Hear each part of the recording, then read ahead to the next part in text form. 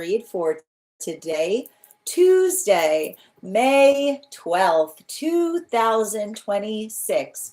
We are going to get started on today's daily collective read in the next few minutes, but if you would like to get on the list for today, the list as always is open.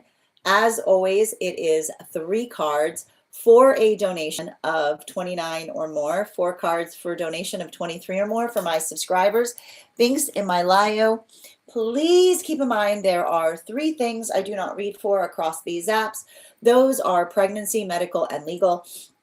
Happy to give insight on anything in private readings, and you can book private readings on my site. We're also doing 2 giveaways today. Our first reading giveaway is going to be a reading giveaway when we get to 50K likes, so make sure you're tapping that screen. We will get to 50K in no time.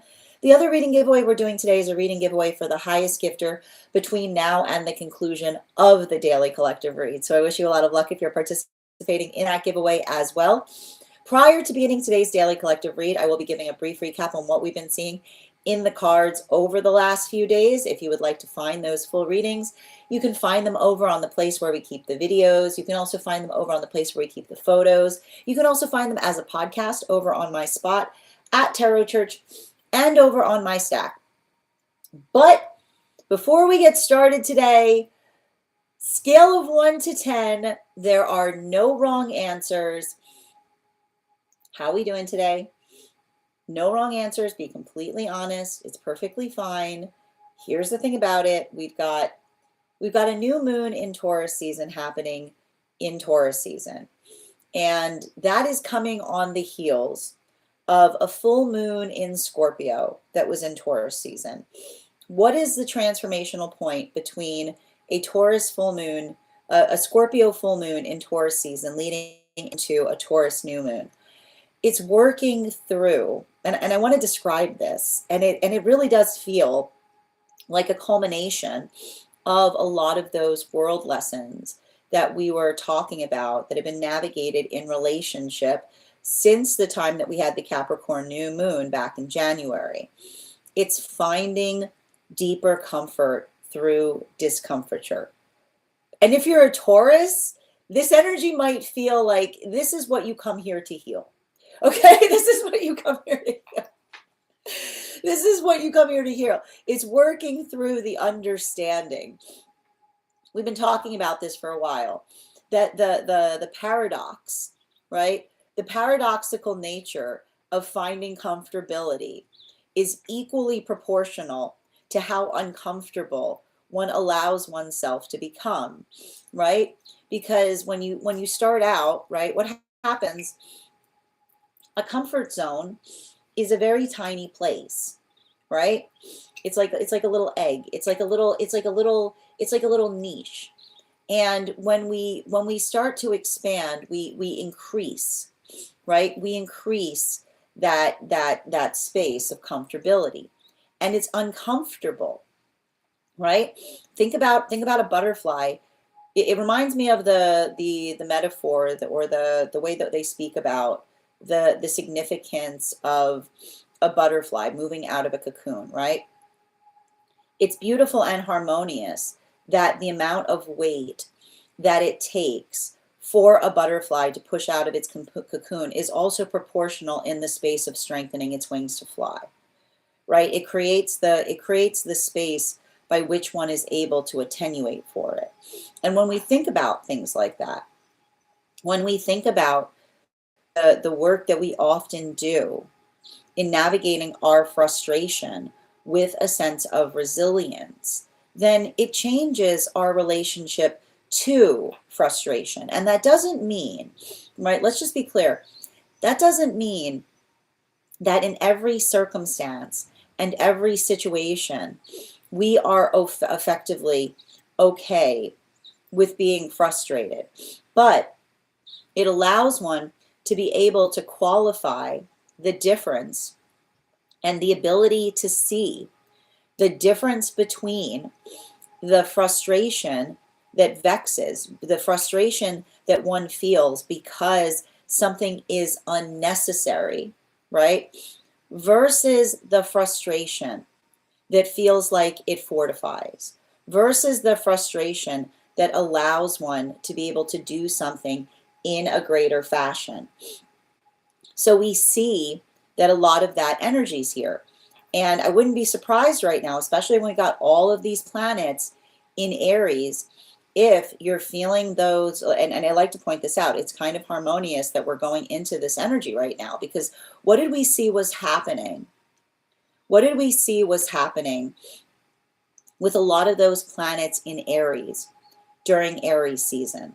We saw that there was something very important that was happening in relationality to building a healthy relationship with one's sense of anger, right? When we understand, and this is a continuation of the work that we've identified has been happening ever since Pluto came out of Capricorn, right? No disassociation.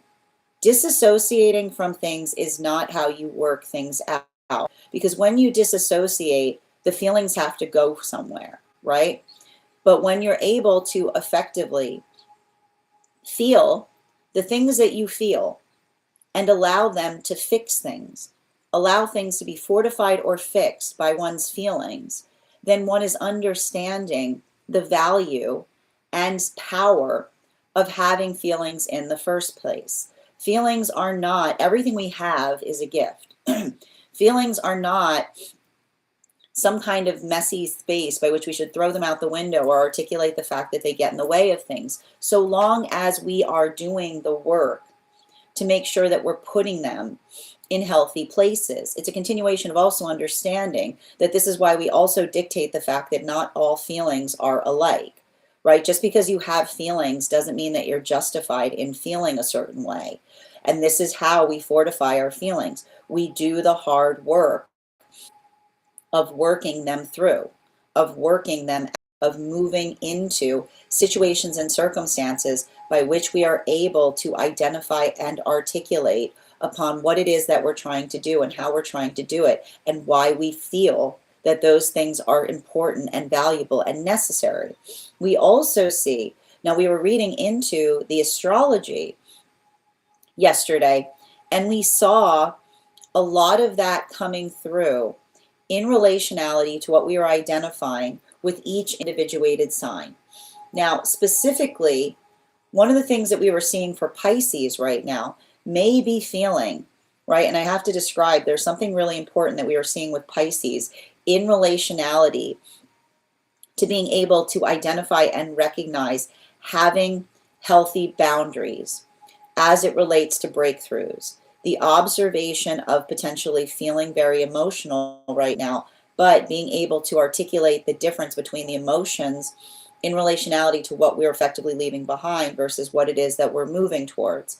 There's a lot of work that we see that Pisces may be doing right now in relationality to navigating change, but being able to see that hard work, and that's a continuation of all of those planets in Aries, getting over the hump of the feelings, as it were, to be able to communicate in a better way.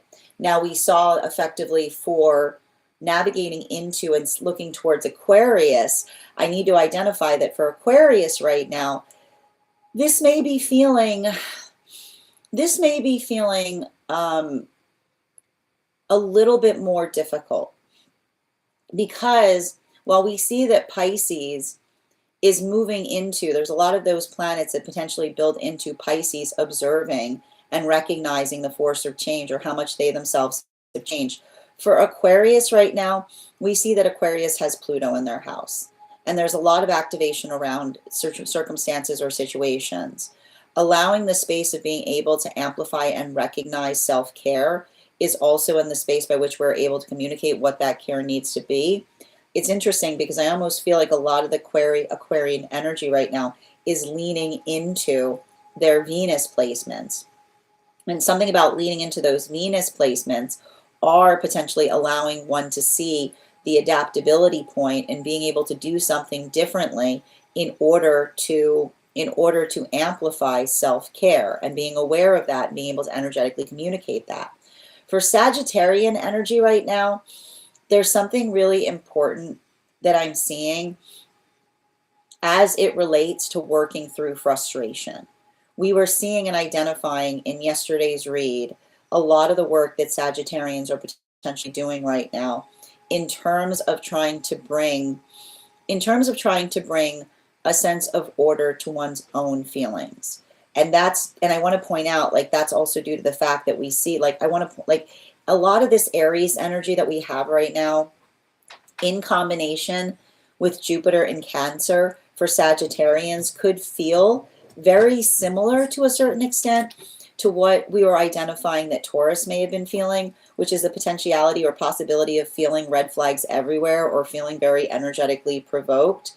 But I almost see that for a lot of the Sagittarians that are working through that right now, it's being able to effectively allow the fortification of new lessons to apply that frustration in a space by which it makes one feel stronger so that you can do something longer. So it's giving, like, it's almost like a lot of the Sagittarians right now, they're potentially working on patience or building into patience. Scorpio's reading yesterday was absolutely wild. And you can go over to the stack if you want to see it, because the scorpionic reading that we had yesterday was very much around the inclination of understanding the quality and characteristic by which a Scorpio allows another person to speak into something. Like, it almost was giving the vibration of allowing mean energy to reveal themselves through conversation, the space by which, and it was almost like, it was interesting because I almost was seeing the scorpionic energy like being almost in hermit mode while they were like sipping tea that they knew that they had, while watching another person just dig themselves deeper and deeper into something. But you have to understand, scorpionic energy would only do that in the space by which another person was being unreasonably cruel around a circumstance or situation, right? So it's interesting because it's almost like the Scorpio energy that's being silent in order to be protective by allowing another person to articulate upon something in such a way that effectively creates the state or space by which they're able to identify and recognize what the energetic source of a problem is, or what the space by which someone is trying to work through effectively. There's a lot of that quality there. Now, for Libra energy was very interesting yesterday, because for Libra energy, what we were effectively seeing was working through, like, it feels like working through increments. And in a way, like, working through increments is Libra's fortitude. Like, often when Libras start to break things into smaller pieces, it's the observation, being able to find a way to get the impossible done. So I see that that's a lot of the Libras that are getting better at organization or demarcating the time by which they're putting or applying towards things. It's almost like the Libra energy picking up a little bit of Capricorn energy to allow the ability not to get overwhelmed or overworked in something that they're trying to put some kind of force of effort towards. Now, Virgo energy was feeling like a lot of clean slate energy. I wouldn't be surprised if a lot of this energy that we see that's happening right now is either, like, I feel like this is cleansing, clearing, and healing for Virgo, either taking some time for the self in order to cleanse, clear, and heal, or being able to identify or tell another why it's good to effectively take space from things. And what's interesting about that is, and it was an interesting read for Virgo, because it was almost feeling like Virgo having to articulate to another the difference between taking a healthy retreat that doesn't require the Virgo to have to think about another person in the context of energetic retreating. Because it almost like, it feels a little bit like the Virgo that often understands that even when we're giving someone space, if we're in proximity, then sometimes the understanding of another person giving us that space weighs on us. So I feel like to a certain extent, that is a lot of Virgos potentially articulating upon the space that they need in order to energetically accomplish something and using their words more. Now, Leo was very interesting yesterday because I feel like Leo is effectively, Leos are having to be fierce on things right now. And the thing about it is Leos don't typically enjoy being fierce. You know what I mean? Like Leos are often characterized by ferocity. But the thing is with most Leos is they would prefer that they don't have to be fierce. So it's often the space by which we identify. I feel like for a lot of Leos right now, having to effectively work through something and bring a sense of constancy to it or consistency and just working through less than ideal circumstances. I feel like for a lot of the Leo, it's almost creating spaces of like being fierce in one's adaptability that allows new things to form. But it's interesting too because for a lot of that energy, what we were identifying was potentially working through a little bit of the steadfastness that isn't necessarily Leo's ideal inclination, right? It's almost like the Leo that has to have their guard up to a certain extent. Now, for Cancerian energy, this was very similar to what we read for Cancerian energy the last time we did tarot astrology. I see Cancerian energy recognizing their ability to be very protective of those around them, but sometimes not giving themselves that sense or that force of care. It's interesting because it almost feels like Cancer is going through a lot of Leo lessons right now, which is it's not selfish to articulate the same amount of care that we would eagerly give another person. That's the state or space of just being energetically aware. So I feel like it's important because for a lot of the energy doing that work, it's working through valid sensitivity. But it's a valid sensitivity that feels like it fortifies, but also the observation of the fact that they may have a vast difference between that protectiveness that they bring to others versus the self. While for Gemini, I feel like for Gemini right now, you have to understand Uranus is in Gemini, and this is potentially leading to Gemini getting much better at being vulnerable. Like Venus in Gemini with Uranus in Gemini and Jupiter in Cancer is all about the depth of vulnerability that leads to a heightened strength. So I feel like for a lot of the Gemini, it's potentially getting better at being vulnerable and finding a new source of strength there. But it may also be feeling very nostalgic because whatever we see that the Gemini may be feeling vulnerable about, maybe dealing very much in the space of sentimentality as it relates to the past. Taurus, what we're effectively identifying right now is I feel like there's Taurus potentially feeling like they have to rush processes right now, which isn't necessarily Taurus's ideal state of being, but I do feel like it is testing, it's a culmination of effectively reinforcing and reaffirming to Taurus energy how far they have come, particularly and especially as it relates to stepping out of their comfort zone, particularly as it relates to schedules and routines. While for Aries, I feel like for Aries right now, what we're potentially seeing is I feel like for a lot of the Aries energy right now, being very demanding in the best way possible and understanding the qualitative space by which we only demand what we would demand from ourselves, right? We don't necessarily concede to others' demands, but we concede to the demands of the self.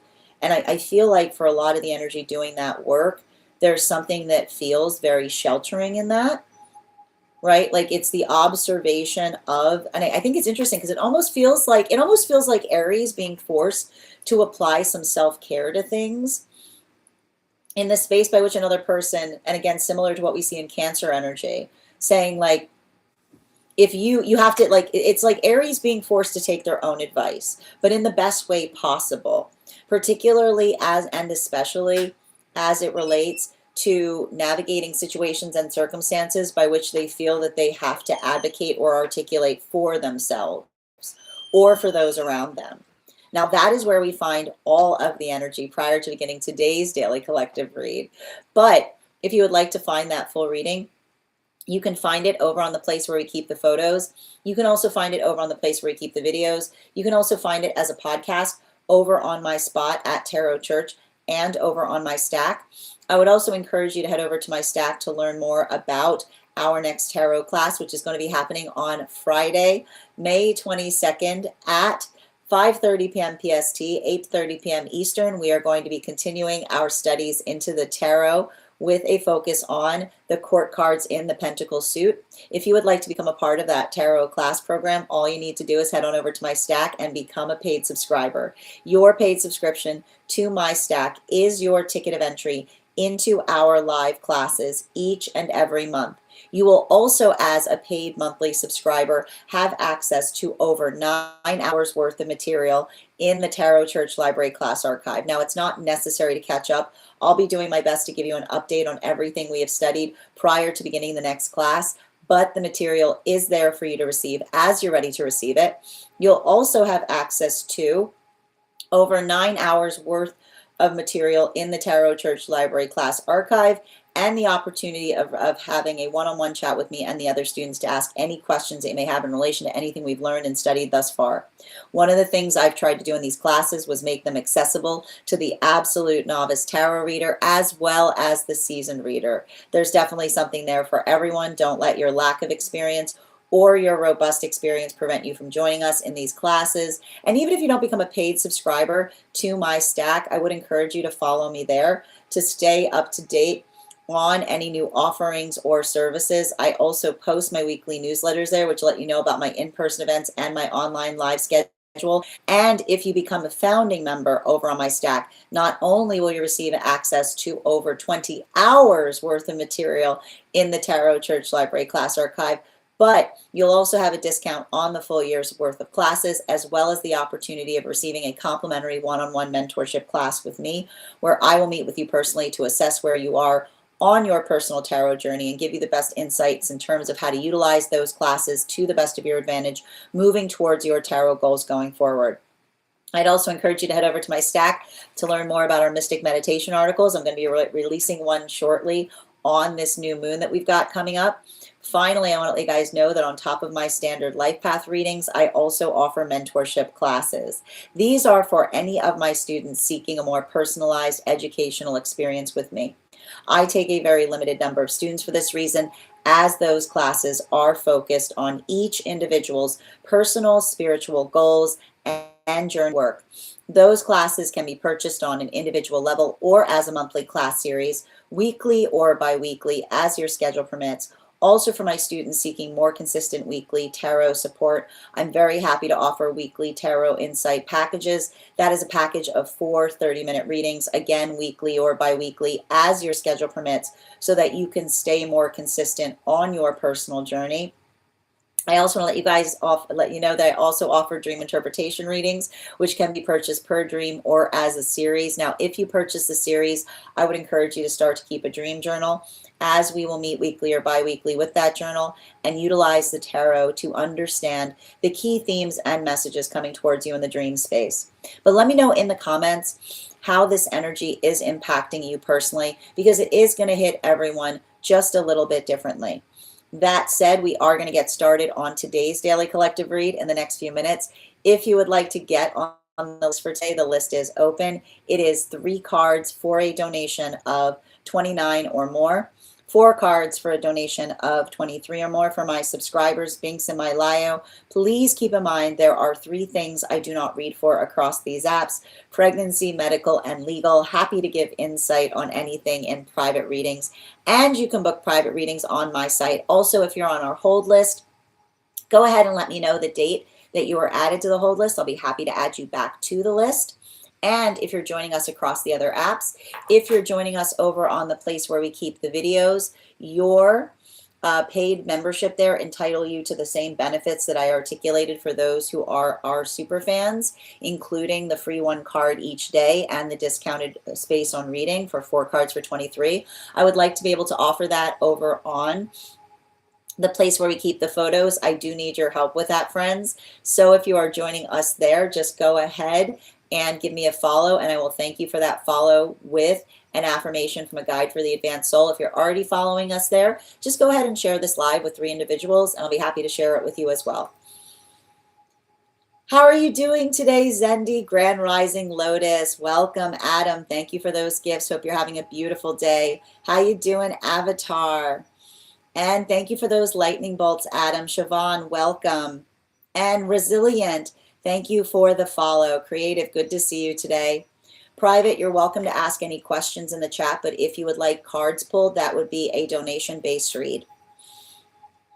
Oh, our bot's back. How you doing, little bot Sunny? Yael, thank you for the follow. Baxter, welcome. As I mentioned, friends, how you doing today, Bridget? Good to see you. As I mentioned, friends, we are going to get started on our daily collective in the next few minutes. But before we begin, let's warm up those intuition muscles with an intuition check. I've got the animal spirit guide cards here. We're going to count back from 10. And when we get to 1, I will reveal the card. 10, 9, 8, 7, 6, 5, 4, 3, 2, 1. We got the owl. Thank you for participating. We'll do that again after the next reading. And just a reminder, the list is currently open. If you would like to get on the list, you'll have the first spot on the list today. You'll also have an additional card in your read. The first person on the list always receives an additional card. I'll also remind you that if you are on the hold list and would like to be added back to the list, all you need to do is let me know the date that you are added, and I'll be happy to add you back as well. That said, if you guys can do me a favor and share this live, I would appreciate it. Make sure anybody who would like to be here to catch this reading live is here to receive it. That said, no better time than the present. Why don't we get started? Welcome, everyone. Happy Tuesday. I'm the Gray Strega, and I'm here to give you your daily collective read for today, Tuesday, May 12th, 2026. We are going to get started on today's harmonic energy update. First 5 cards in our 5-card spread. First 2 cards we are starting our day off with today are the Hierophant in its upright in combination with the Devil card in its reversal. I like to see those 2 cards in combination. Let's talk a little bit about it. So one of the things that we effectively see that is potentially happening right now is, and I want to describe this because we often recognize that this is something that occurs that needs to often be healed, particularly when we're working through Taurus energy. I like to identify that every astrological sign comes here to work upon something. And intriguingly, those with Taurus placements are often here to heal their relationship to change. I describe Aries are here to heal the relationship to time, so healing their Saturn placements. Taurus are often here to heal their relationship to change. So and interestingly, to a certain extent, the Uranus placements, which is the understanding, right? It's the understanding that change is constant, right? Change is not there to disrupt our comfortability. And when we cultivate adaptability, then it allows us the gift of being able to find comfort in any situation. Now, this is something that we often recognize that those with Taurus placements have some issues or difficulty with, right? How many times have you seen, especially, and I like to point this out, you can often notice that there's something very beautiful where you find Taurus in your own chart, because you'll notice that there's a lot of resilience there. But the difference between, right, the difference between tenacity and the inflexibility is the ability, right, It's the ability to effectively change it. Like the power that one has over one's tenacity is the ability to effectively turn it on and off, right? Because if not, if you're just tenacious all the time, that's not tenacity. Okay, that's not tenacity. So we see that's to a certain extent why I find that a lot of the energy that we're currently going through right now may be characterized as being very healing, particularly in the space by which one may carry Taurus placements, because it's allowing, right? It's bringing limber, right? It's bringing limber into resilience, which is a continuation of what we effectively saw with a Scorpio full moon in Taurus season, which can sometimes be navigating the discomfiture of change in the space by which change does not feel energetically inclined to be, that then, right, that then creates a lot of that limberness, or the ability by which one is able to be adaptable in relationality to how one effectively moves through things. Now, this is very important as well, because one of the other things that we're potentially seeing right now is a shift as it relates to relationship. The reason that I articulate that is because the last major shift that we saw in harmonic energy cycles occurred around the time of late January, when we had that Capricorn new moon in Capricorn season. Now, you'll recall that at the time that we experienced that, we saw the shift of relationships moving out of moon lessons. And the reason I was identifying them as moon lessons is because we saw that they were channeling into a lot of the lessons that we identify in the moon card, and shifting into world relationships, which is working through a lot of the energetic lessons that we see that are being navigated right now in relationship. And again, it's very interesting and intriguing. I often teach about this when I'm teaching on the cards. We see a lot of similarity between the Magician card that's at the beginning of the deck towards the World card, because it's the space by which we navigate what is identified as healthy expansion.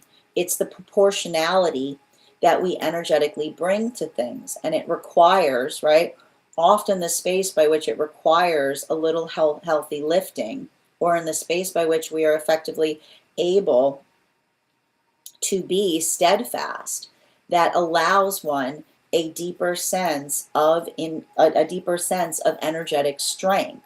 So we see that a lot of this is almost moving into strength cycles, because the strength that we're identifying is recognizing the difference in doing something uncomfortable that is good for the self. And this is the funny thing about it, right? How can you usually tell the difference between navigating discomforture? Something that is uncomfortable, that is good for the self, leaves you what? It leaves you stronger. But what happens when you are in experiences or situations by which you have to bring that tenacity to situations, but it isn't healthy for you? It leaves you energetically prone, right? So I feel like that's really interesting, because this is a continuation of what we're seeing. I love to see these two cards in combination, because it's effectively the conversation that we identify between the strength that leaves one feeling vulnerable momentarily, but then you come out stronger, versus the experiences by which you work to heal, because it's the strength that doesn't feel that it goes anywhere. It's the strength that effectively reaffirms one's commitment towards moving towards a healthy direction. Now, as it relates to energy and solitude right now, this is very important to see, because I wouldn't be surprised if there's a few different things that are potentially happening right now for energy in solitude. One, either the situation and circumstance of being able to recognize and identify the force of change that energy is moving towards, stepping out of their comfort zone, as they navigate healthy relationship and potentially identifying how vulnerable it feels to do that work, right?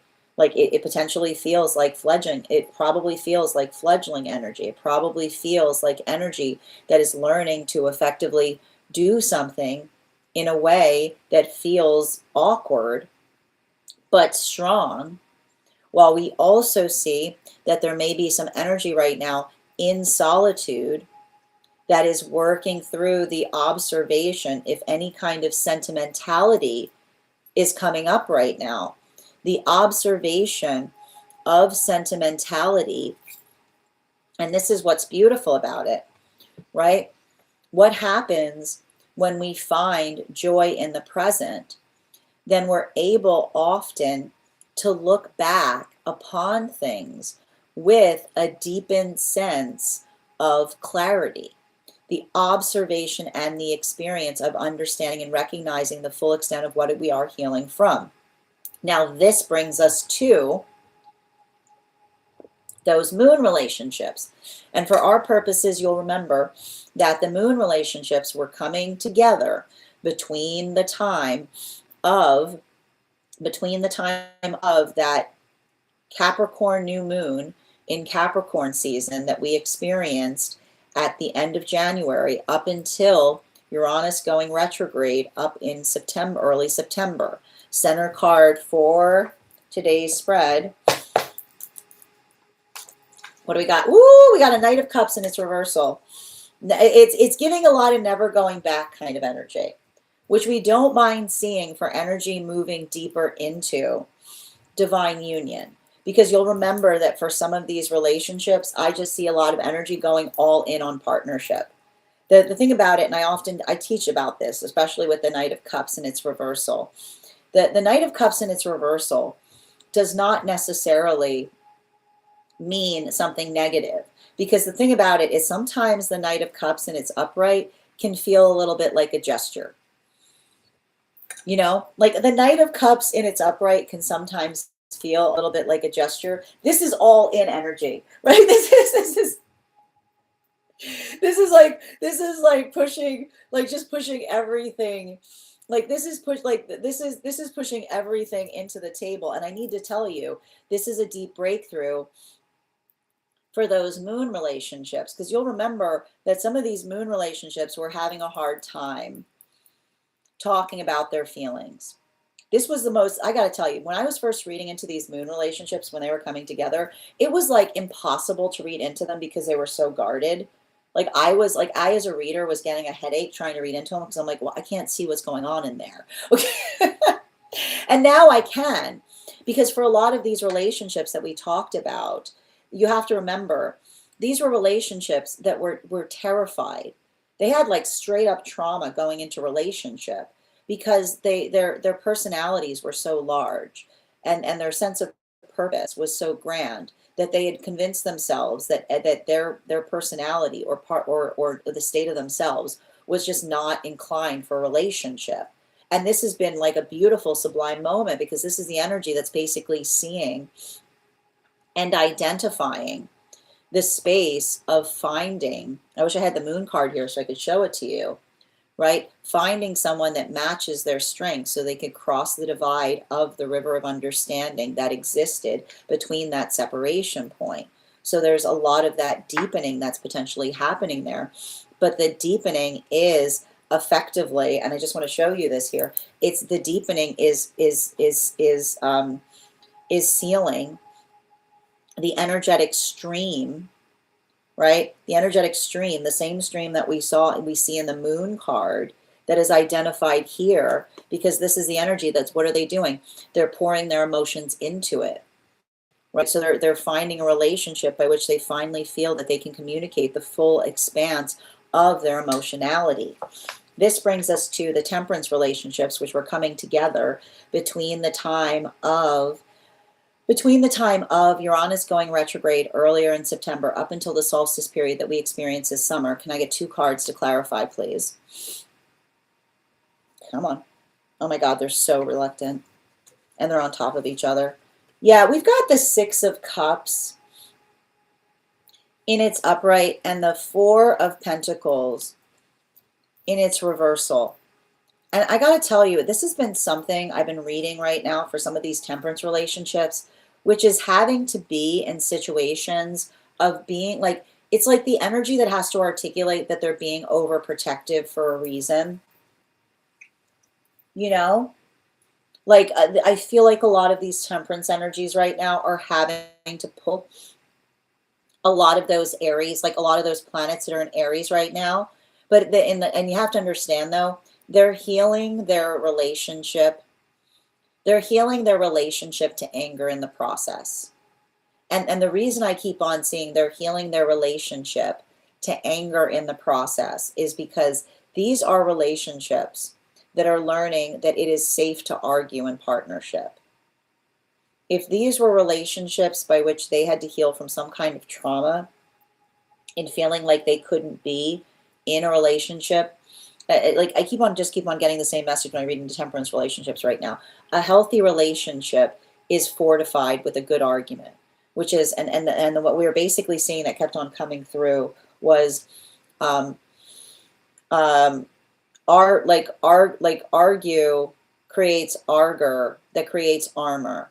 So it's the ardor, right? Because they're recognizing the difference between a fight and an ardor, right? An ardor is when you care about something deeply, and so you're very energetically committed to articulating upon what you feel is the best direction to move into things. So it's the observation of being able to see argumentation points by which they're bringing and identifying, I'm bringing ardor to them, that is potentially making those relationships even stronger, because it's not the fact that they're feeling ferocity against one another, but the ferocity is actually healing something deeply within them, because they feel the observation of being able to be their most authentic version of self. There's a lot of that. There's a lot of that fortification that's there. Continuing to get clarification between the Hierophant in its upright and the Devil card in its reversal. Can I get one card, please? We've got the Queen of Swords in its reversal. So we're moving back into the energy and solitude. And the thing about the energy and solitude, and I want to point this out, the energy deep within divine union, if there's fight there, it's a good fight, is the best way I can describe it. And here's the thing about it, and this is why energy is deep within divine union, because when you're deep in divine union, you've earned the right to fight, right? That's why the energy is both fighting with each other, but also being very protective of one another, because this is the energy that says, like, the way I fight with you is only for you, right? This is the exceptional energy in having the strong bond, in knowing that you and another person are committed to the same direction, that allows you, right, that allows you to effectively articulate frustration in a way that feels like it fortifies, which feels like it's like I keep on saying, from the outside, others might not necessarily perceive or recognize, specifically because, right, it is the energetic exception that we create when we feel, when we know without a shadow of a doubt what it is, like what it is that our intentions are or what direction they move towards. And this is the opposite that we see that is happening right now for energy and solitude. And the reason I see that is it's because this is energy that understands that when we first meet each other, then that is the space by which you're seeing another person doing everything they can to put their best foot forward, right? And so I feel like that's there. I feel like in a way there's something very deeply restorative that's potentially happening right now as it relates to energy in solitude, learning to trust their gut more, specifically and particularly as it relates to the enthusiasm that they bring into circumstances and situations, and the receptivity that another holds or has as it relates to identifying and recognizing how difficult that is, right? So what we like to see here, and this is why this is so important, because not only are we identifying here through the Hierophant and the Devil card in its reversal energy that is getting better at stepping out of their comfort zone, but they're honoring that discomfiture, right? They're honoring that discomfiture in the sense or in the space by which another person identifies and recognizes how difficult, right? How difficult that is, or how energetically arduous it is. And I think that I feel like there's empathy here, right? There's almost this level of empathy that we see that's happening as it relates to energy in solitude, I keep honoring, not only honoring their journey, but honoring others' journey. Because the modality and experience by which we understand, and this is why we don't assume things, because when we don't assume things, then we leave room for the weight, right? When we don't assume things, then we leave room for the weight that we ourselves are bearing in relationality to what it is that we're carrying or caring about. So I feel like for a lot of the energy doing that work, there's a heaviness there, but the heaviness is calibrated with a sense of love and understanding. There's a lot of empathy that I potentially see that is occurring in those modalities or experiences. Now, this brings us to the energy that's moving deeper into divine union, the Devil card in its reversal with the Knight of Cups in its reversal. One card to clarify, please. We've got here the Six of Wands in its reversal. Now, I want to tell you something. I feel like there's something important to identify and recognize, specifically and particularly as it relates to communicating upon feelings. But I keep on saying it's not just about communicating upon feeling. And it's interesting too, because I was having a conversation with someone yesterday or the day before upon the meaning of the Six of Wands and its reversal. Now the thing about you have to understand is the Six of Wands and its reversal can mean different things in different contexts. And the important thing to recognize or register as it relates to Six of Wands energy, particularly in the shape by which we understand or navigate the combination with the Devil card and the Knight of Cups, is the difference between, right? The difference between doing something for appearances versus doing something for a deep sense of meaning. And that's what we effectively see. Because the thing about it, and this is what we often understand, performative is meaningless. And what do we mean about performative is meaningless? Because something that is performative has context, right? Something that is performative allows the sense of the self to be able to identify and recognize. Like when you do something that has meaning, then there's no quality of performativeness to it. But often the space, and here's the thing I keep on getting. I think that the reason that this is coming through right now, and this was some real fraught territory, that I was seeing for some of these moon relationships. Because for some of these moon relationships, the best thing I can describe is that these relationships kept on having experiences by which they would start to build into a relationship with someone, I keep on hearing, someone who was completely like completely starstruck with the appearance of who someone seemed from a distance, but the modality by which another person tried to articulate and say to somebody, you're not the person who you used to be. And then the person says, that person does not exist because that was the memory of that you had of me before you knew me, right? Like that is the amount of pain.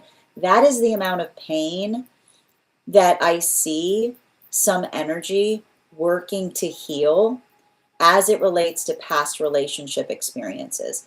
And it's hard for me. It's hard because I'm trying to figure out a word that we have for it, but we don't have a word. There might be a word in another language, but someone who is in love with the delusion of self. And when I say someone who was in love with the delusion of self, is a modality by which another, and you often leave relationships like that feeling really, really low self-esteem, because it's the modality, and this is why we talk about not worshiping idols, or the idol or the appearance by which we see somebody and we think we know them, right? Because when we don't know someone, it's easy to put our projections into them in terms of who we expect to find there. And what happens in a relationship like that is you often see somebody navigating the disappointment of someone being real, right? Like you go through that toxic relationship cycle where another person navigates the disappointment, like you watch somebody navigate the disappointment of recognizing that you're real. And what you recognize is that is someone who self-sabotages through the ideal. Because when we care about each other, then when we see more of each other, we feel even deeper energetic connection. We feel even more of that empathy. We feel even more of that energetic impact. We feel that ability or that understanding that allows us to feel that deep investiture as it relates to what it is that we ourselves are coming to know about one another. So that's what I keep on seeing is happening right now for some of these relationships. They're finally finding a relationship by which they feel that it is safe to be themselves.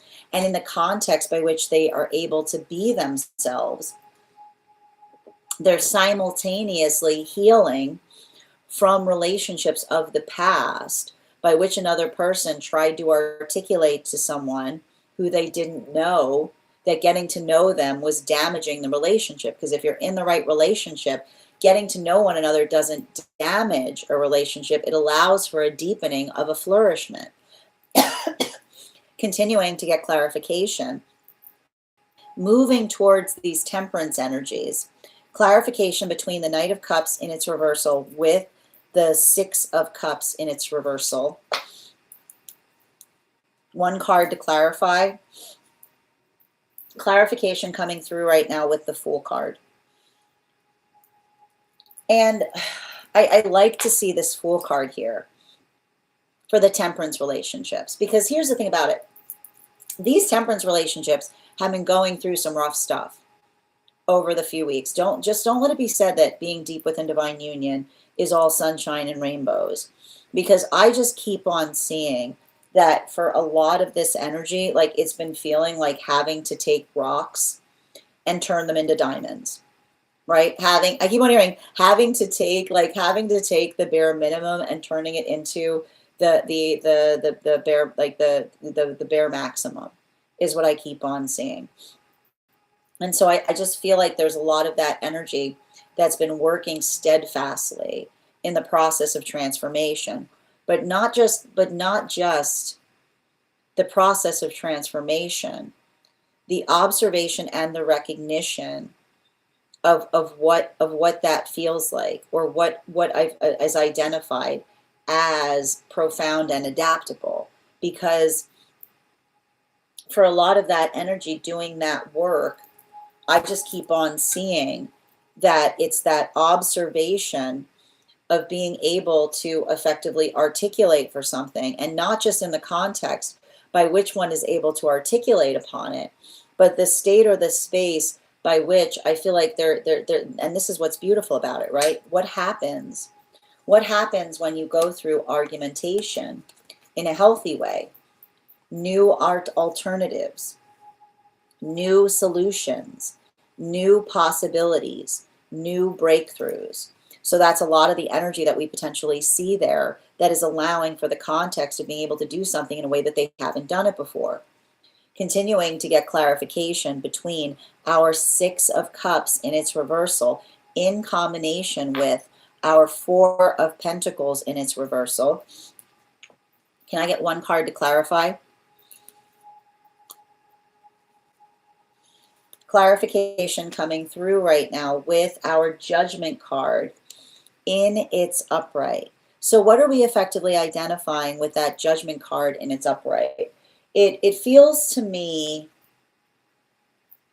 this is moving us back into the energy that's in solitude right now.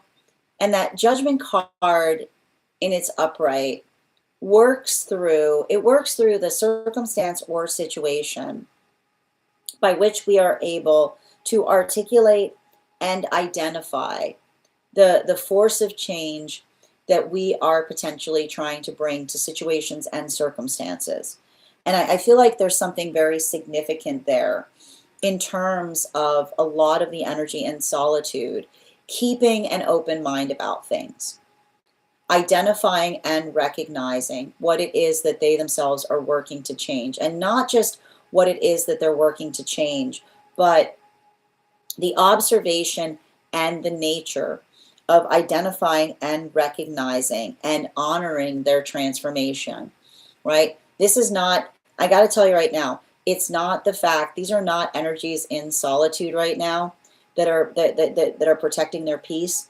They're protecting their peace by honoring their transformation, which is the understanding that if they see themselves changing in ways that are profound, that bring them joy, then it's not them. And I think that to a certain extent, this could almost be the space by which they're thinking about something from the past, and they're recognizing that they can't go back there, specifically and particularly because they're no longer the person who would make those choices in the first place. So I feel like there's something very beautiful about that, because I can hear the energy almost articulating, saying it's not that they're honoring their peace, they're honoring their transformation, right? And they're honoring their transformation by looking forwards and not backwards, which is the energy that sees them in that space of change and celebrates instead of grieves. Continuing to get clarification between our Queen of Swords in its reversal and the Six of Wands in its reversal. One card to clarify. Clarification coming through right now with our Seven of Wands in its reversal. Now, the Seven of Wands in its reversal is it's interesting for those moon relationships, because here's the thing about it. It's not, I want to point this out, it's not the fact that these moon relationships, everything is smooth sailing. But it is the fact that the energy within these partnerships feels that everything that they're building into is fertile ground, right? Like, this is the relationship that feels the beauty of fertile ground, which is the possibility of being able to learn, find more of themselves in a relationship, because that's what happens when we find a harmonic partnership. That when we're in the space by which we're able to energetically accept ourselves, the beautiful thing is what we find there is more of ourselves, right? So there's more, there's almost this beauty in terms of what's being there, in terms of there being more to explore. And that exploration that we see that is occurring there is articulated by the observation of being able to recognize and identify that they feel that there's room to grow. Like this is why their relationship is so important and precious to them, because it's not just the fact that the relationship is static, but the fact by which it feels like there's room to grow with someone that effectively accepts another in their energetic facets. Now, this brings us to the energy that is moving deeper into divine union. Clarification between that Six of Wands in its reversal and the Moon, the Fool card in its upright. One card to clarify. Clarification coming through right now with Ten of Wands in its reversal. And so what are we seeing? What are we seeing with that Ten of Wands in its reversal there? The Ten of Wands in its reversal, for a lot of the energy that's deep within divine union right now, I just keep on seeing it's interesting because the moon relationships have found space. I feel like the temperance relationships are looking to create it. I feel like that what's happening right now, there's some crowded energy. There's some crowded energy in the temperance relationships, but it doesn't necessarily feel like a negative.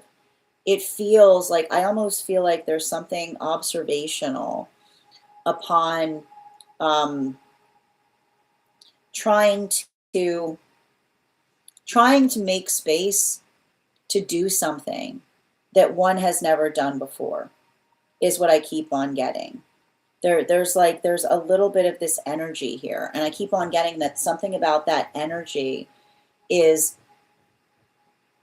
entailing to another what it is that we energetically prevail upon.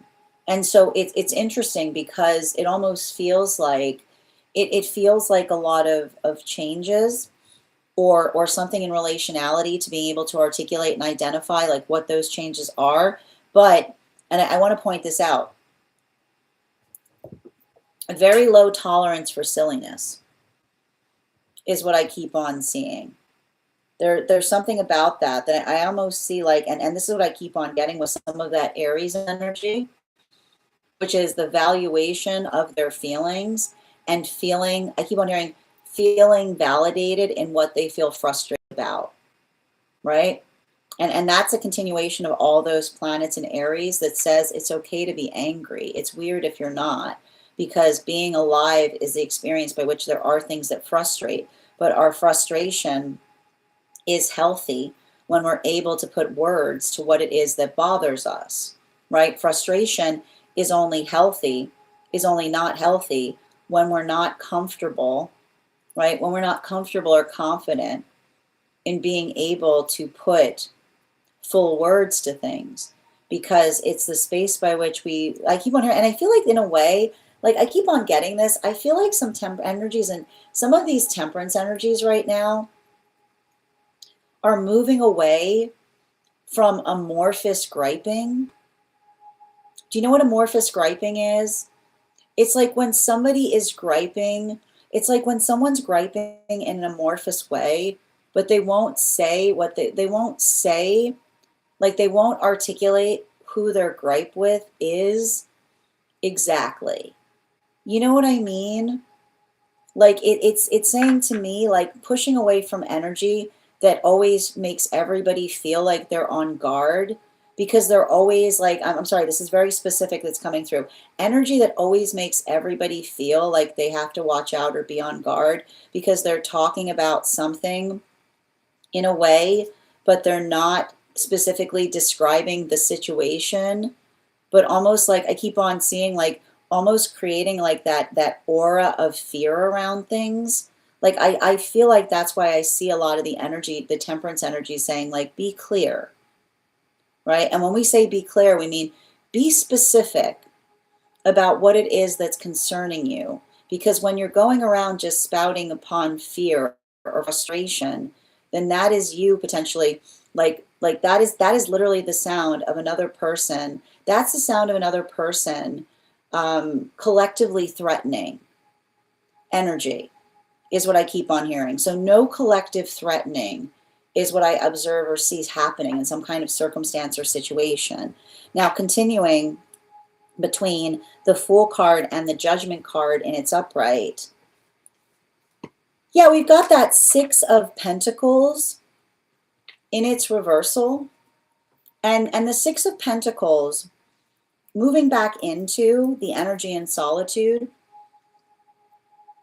The Six of Pentacles in its reversal is the Six of Pentacles in its reversal is, and I feel like this is what I mean. Like there's something about some energy in solitude that's making peace with the past. And I want to point this out. We make peace with the past not by going back to it, but by honoring the power of the transformation that we find of ourselves in the present. I'm going to say that again for those that need to hear it. We don't find peace when we feel like we need to go back to our past to find peace, right? Those who claim that they're trying to go back to the past for peace, you're not going back to the past for peace. You're going back to the past for a fresh start. Okay? Let's just be clear on that. And when we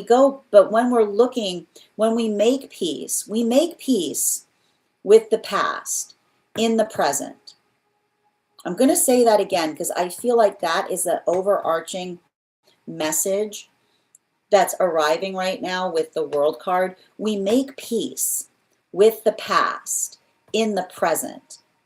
If you ever try to go back to the past to make peace, you're not making peace. That's not peace that you're making there, right? That's not peace. That's not peace. That's not peace that you're trying to bring with you to the past. That's you trying to actively change something in the present. So I think that is what I see is coming through as a sublime and divine breakthrough for a lot of these energies in solitude that are working through world relationships. I feel like that's the summary of this lesson, which is you never go back to the past for peace in the present. If you try to go back to the past for peace, what you're really seeking is present change. But when you're making peace, when you're actively making peace in the present, what are you doing? You're actively changing. You're changing in the present.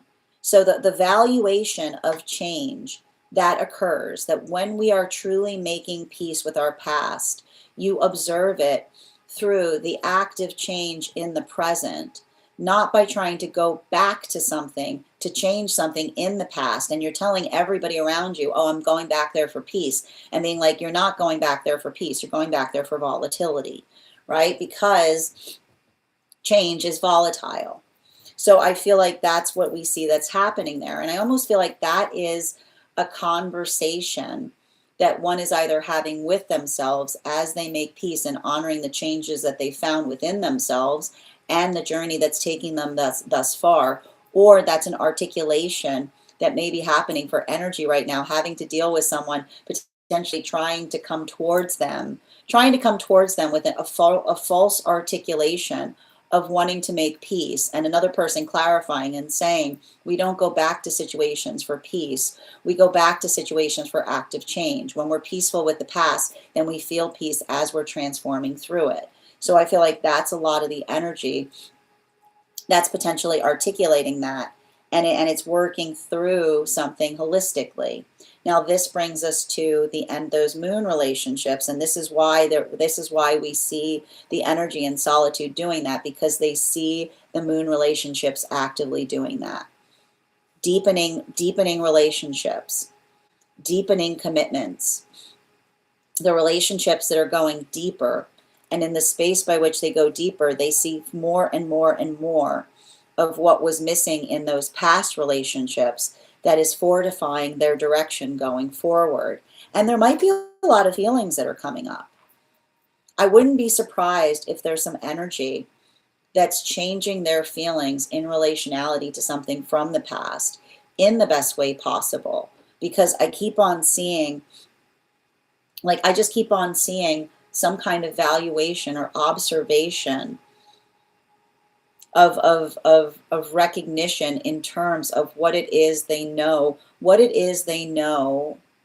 was energetically worthy of them versus what another person was trying to energetically give them. Continuing to get clarification between the Ten of Wands in its reversal in combination with that Six of Pentacles in its reversal. One card to clarify, the Two of Wands in its upright. And so what we're identifying with the Two of Wands here has a lot to do, I just keep on seeing a lot of this Two of Wands energy that we're potentially seeing here, particularly for the energy deep within divine union, is the best way I can describe it is this is the energy that absolutely adores their relationship because it's the type of relationship by which it feels like they can talk about anything, right? The beauty of a relationship by which all of their feelings, feel like it's not the fact, and I like to point this out, they bring their emotions to the relationship because they trust the relationship to assess where the work is needed, right? Like that's what we understand. And this is why it's so beautiful, right? This is why the worst thing you have to, the scariest thing, I got to tell you, the scariest thing that you will discover with someone who's too deep in their ego is getting in a relationship by which another person yeses you right off a cliff. And what do I mean by the type of relationship where someone yeses you right off a cliff? It's the modality that when we care about each other, we have the ability to articulate to one another when we are in distress. Because when we are in distress, then we are able to do something even greater. But when we're not in a healthy relationship, you'll often see those who are not in healthy relationships who are too deep in their ego yes themselves right off of cliffs because it's the modality by which another person is too afraid. It's too afraid to argue with someone, then tell them what is energetically important and necessary, right? It's the modality by which we fortify in our relationships by being able to effectively speak to one another about what concerns us, not the space by which we feel that we have to energetically avoid it. So I feel like there's something very important there.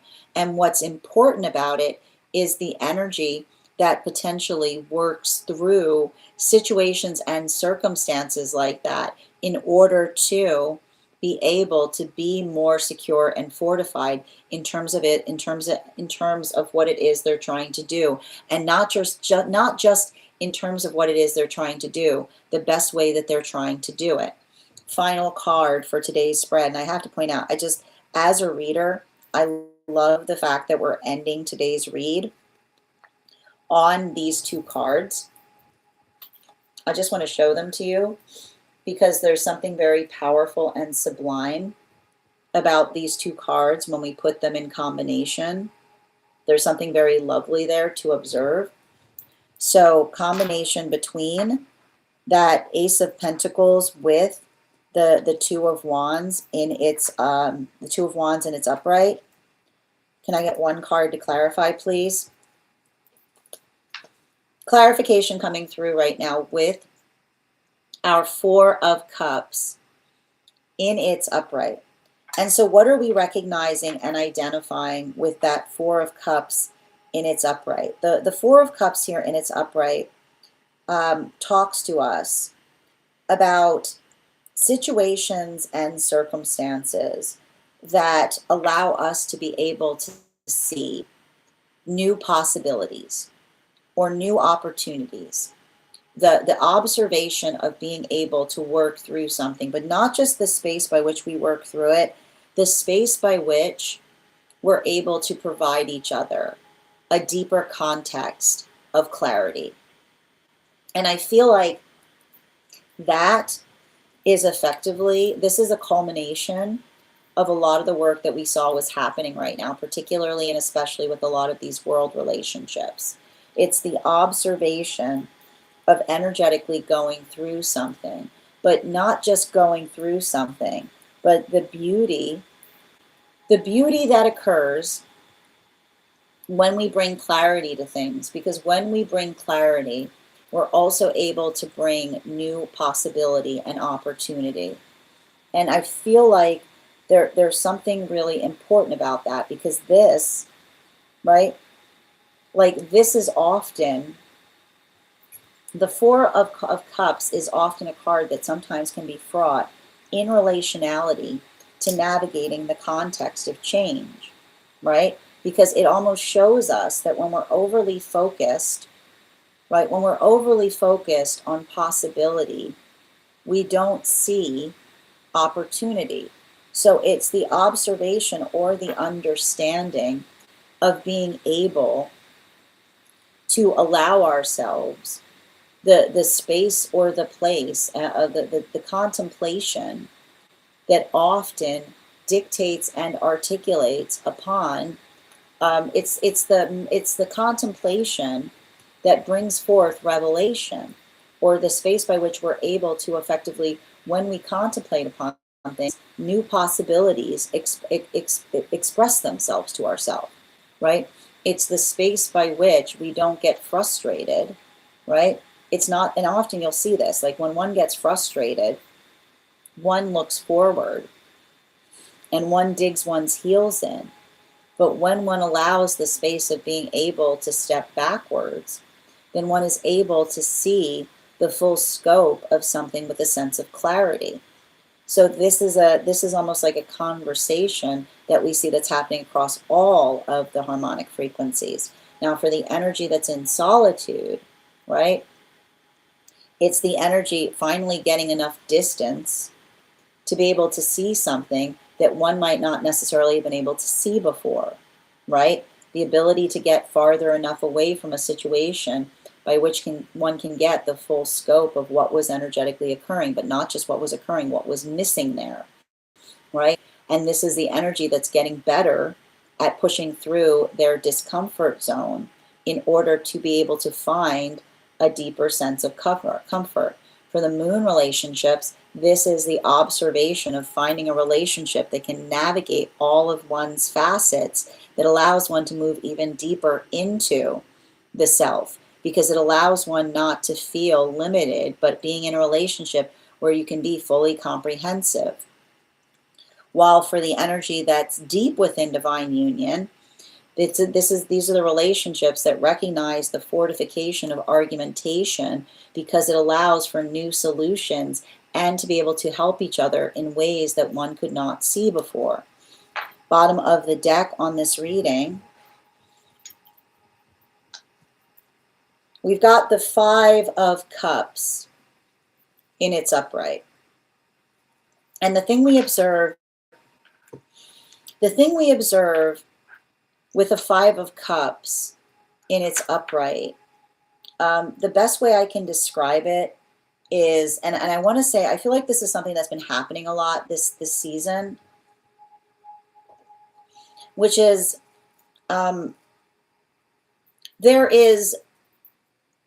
there's healthy change and there's egoic change.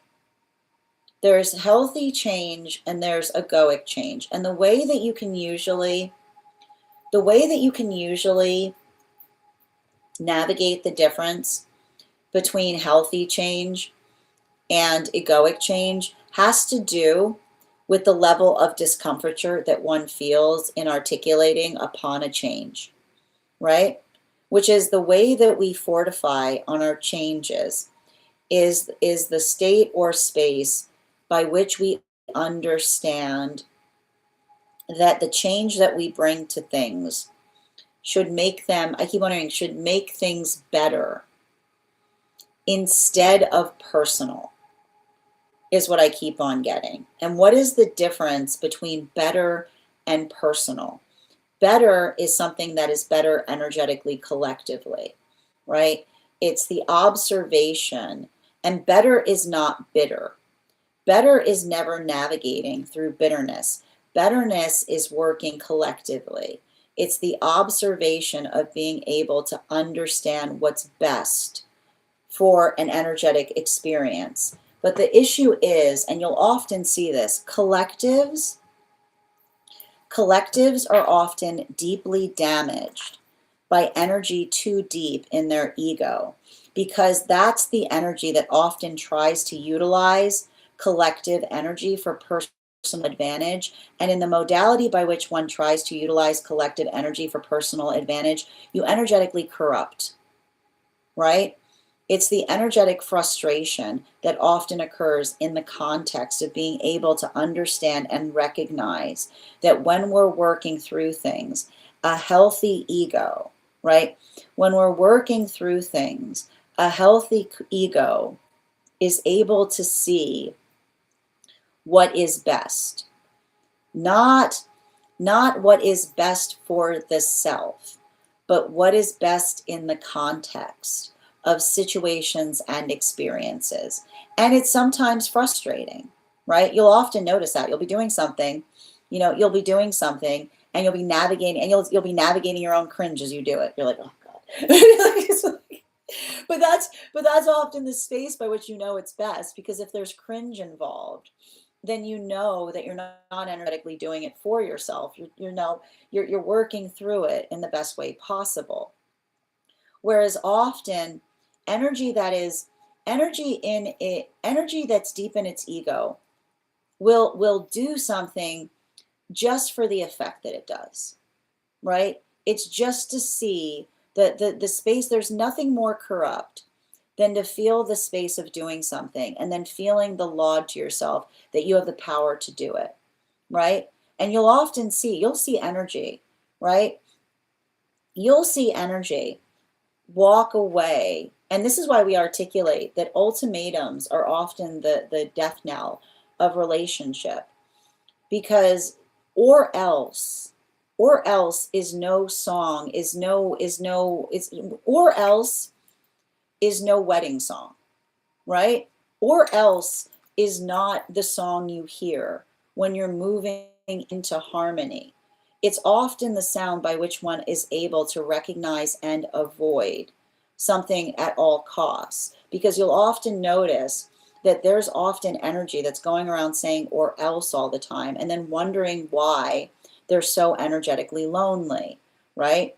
Because the context by which another person articulates or amplifies the space by which one has to reach that modality, it's often the articulation point of understanding someone whose manifestation goal does not work towards energetic harmony, but rather the condition by which another tries to energetically threaten. That is the articulation point of why they're in their own sense of misery. So we see that for a lot of the energy working through that, I feel like it's a conversation in understanding what it feels like to be a sublime state, and a state of sublimity, a state of harmony and sublimity is not the space by which one is constantly feeling an energetic threat as it relates to doing things, but the space by which we do them, because when we're in a harmonic state, we do them because we desire to. We do them because we know that it is the right thing to do. We do them because the things that we do carve out the shape of who we are. And the modality by which we understand that the work that we do in that way is always the most divine carving, because that's not the space by which we're moving deeper out of ourselves, but the space by which we embrace the ways that we can transform to become who we aspire to be, in ways that become a joy not just for ourselves, but to everything and everyone around the self. It's the grandest gift that we can give to all of those around us, in the space by which we are able to effectively look towards ourselves as that beautiful divine offering in relationality to the love that we give to one another. So I feel like that's a lot of the energy that's navigating discomfiture, but doing so in a way that often feels the weight of the frustration in terms of navigating others' misperceptions, but working into the Aries placement, which reminds us that when you feel like you're navigating others' misperceptions, that there's only one person that you see every day that needs to be able to navigate the space by which you know your truth. And that is the person that you see in the mirror each day. That is our daily collective read for today. I want to thank you guys so much for being here and receiving these messages. Just a reminder, if you would like to book a private reading with me, it is a 2-step process. You have to book the reading, you have to pay for the reading. Please make sure you do both if you'd like to have that reading. Most importantly, please remember that I will never, ever, ever, ever, ever, ever, ever, ever, ever, ever, ever reach out to you for a private reading. I will never DM you. I will never PM you. I will never slide into your inbox and tell you that I have a very important message that only I can deliver. The only way you can book a reading with me is if you book one on my site. So I would encourage you to do it there. A couple of updates before we move into personal readings. First and foremost, I would like to thank everybody who participated in our recent class on the court cards in the wand suit. I would like to invite you to our next class, which is happening next week on Friday, May 22nd at 5:30 p.m. PST, 8:30 p.m. Eastern. We will be continuing our studies into the tarot with a focus on the court cards in the Pentacle suit.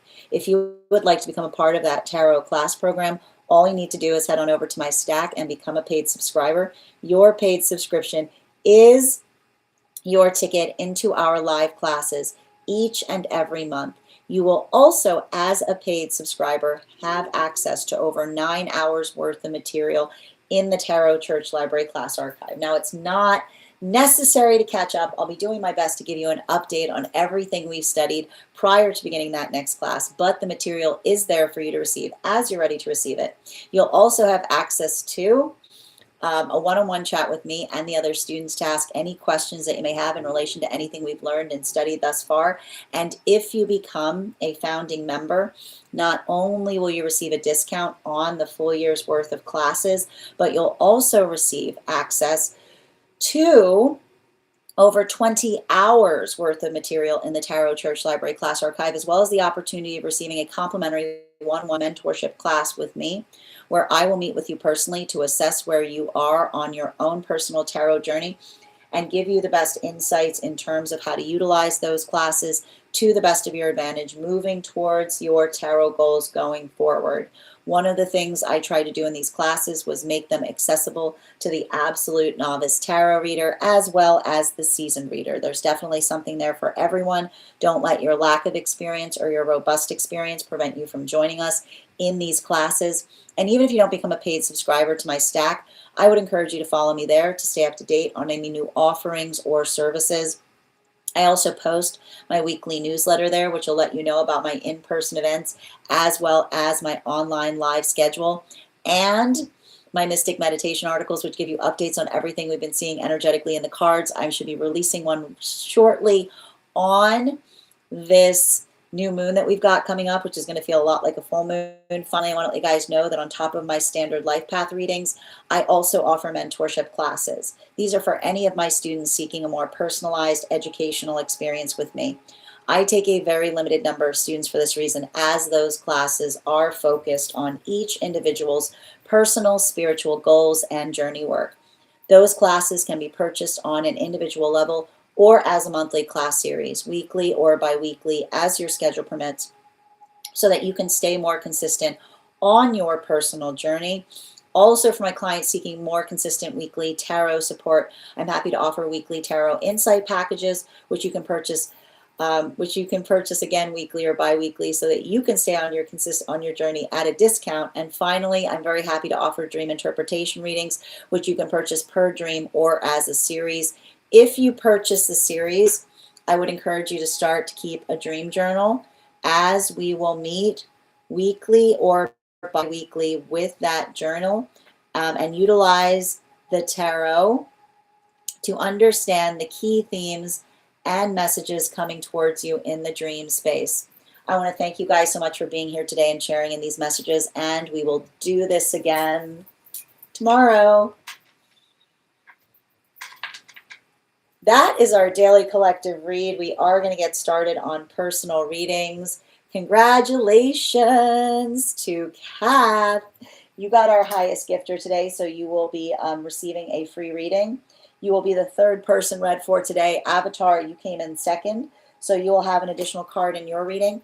If anybody else would care to get on the list right now, you will be the fourth person read for. 3 cards for a donation of $29 or more. 4 cards for a donation of $23 or more for my subscribers. Binks and my Lio. Please keep in mind there are 3 things I don't read for across these apps: pregnancy, medical, and legal. Happy to give insight on anything in private readings, and you can book private readings on my site. We're also at 14.7K likes. When we get to 50K, I will be gifting a reading back to the collective, so make sure you're tapping that screen, and we will get to 50K in no time. Excellent. And I'm going to take a moment to read over some of the comments that came through as I was reading. How you doing today, Avatar? Jesse, thank you for those heart me's. Thank you, Adam, for the lightning bolts. And Resilient, thank you for the follow. How you doing today, Creative? Good to see you. As I mentioned, private, you can ask questions here in the chat, but if you want a reading, then you just need to send the donation. I'll be happy to read for you. Also, for those joining us across the other social channels, you can get on the list today. If you're joining us over on the place where you keep the videos, please remember your paid membership there entitle you to the same benefits as those who are joining us as subscribers on the Clock app. That's including a free 1-card reading each day. I would like to offer that over on the place where we keep the photos. I need your help with that, friends. So if you are seeing this, go ahead and comment. If you follow me over on the place where we keep the videos, I will thank you with an affirmation from a guide for the advanced soul. If you're already following me there, just share the live with 3 individuals and comment share. It'll be happy to give you that affirmation as well. Excellent. And Yael, thank you for the follow. Hi there, Miss Bex. It's been a minute. Good to see you. I was trying to get your profile on the place with the photos. It's exact same name as here. GREYSTREGA. That's my account there. I hope that helps, dear. Hi, Paula from Kansas. Grand Rising, Nicole. Good to see you today. Miss Bex, if you message me, if you need to get on the disco, then just go ahead and send me a direct PM here with a disco GIF, and I'll be happy to send you an invite to the disco. For anybody who is a super fan who doesn't have access to the disco, that's how you receive it. I just posted the link there so you can message me directly. Also, for those who are joining me over on the place where we keep the videos, if you are a paid member, you can also request access to the disco. I'll be happy to send it to you as well. Hi, Fired Up. Good to see you as well, dear. And Belka, thank you for reposting. Always appreciate when you guys share and repost.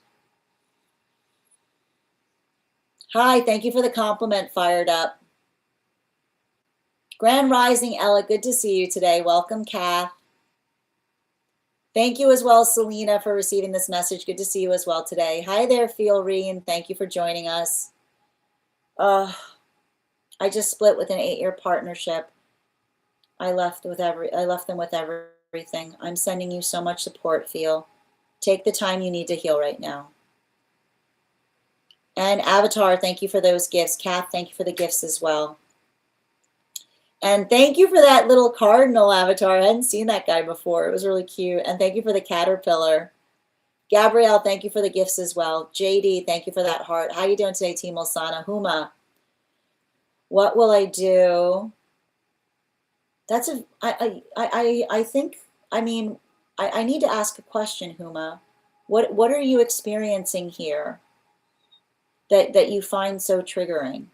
I mean, honestly, when I meet my creator, I'm very much looking forward to asking a lot of questions. I look forward to the conversation, to be perfectly honest. But it makes me concerned because I want you to I want to ask what you might think. What do you think is going to occur in that moment? And what is it? What have you been experiencing here that you find so triggering? because, and I want to point this out, this is not a space by which we come to be right. This is there's a difference between wanting to be right and wanting to understand. And so I hope that there's something here that helps you understand that more, because this is not a space by which we're trying to cultivate a sense of rightness. And I'll actually point out the word righteous. The word righteous is actually identified as those who would rather be right than work to understand. So I wish, again, I hope that you're able to take a less judgmental opinion on things as you continue through your day. And I hope you find the healing that you need in order to get there. Nicole, I resonate so hard to this daily read. Sending you so much support on that journey, dear. Thank you, Avatar. Look at that guy. He's really cute. Again, I'm not in the space by which I'm inclined to take demands. So it's very clear that you're in a, I think it's interesting that you tried to start a conversation with a very provocative statement, and then you tried to finish that statement with a demand in relationality to what you're asking me to do. We have a very simple rule in this chat, which is the space by which you have to be kind, and that includes myself as well. So I would actually direct you to take a moment, if you're here, to go to the code of conduct that we have pinned in my profile to see the conversation that is appropriate for the space of the chat. And I hope that that is something that you'll be able to do more effectively. Thank you. Hi there, Chevy. How you doing today? I wish you could say all that again, because that was exactly what I needed to hear. Well, if you need to hear it again, Chevy, it's now going to be available on a podcast over on Spot. It'll also be up on the place where we keep the photos and videos if you need to rehear it. And thank you for receiving these messages. Hi there, Alchemy. You're the first one on the list today. You're also going to have an additional card in your reading. So good to see you, dear. Hope you're having a beautiful day. Looking forward to our reading. I like that, Phoenix. How you doing today, dear? Absolutely. And thank you, Ferdy, for the follow. Maldi, I'm happy to do an energetic read in terms of what you may think is happening in that connection, but sending you so much support on that journey.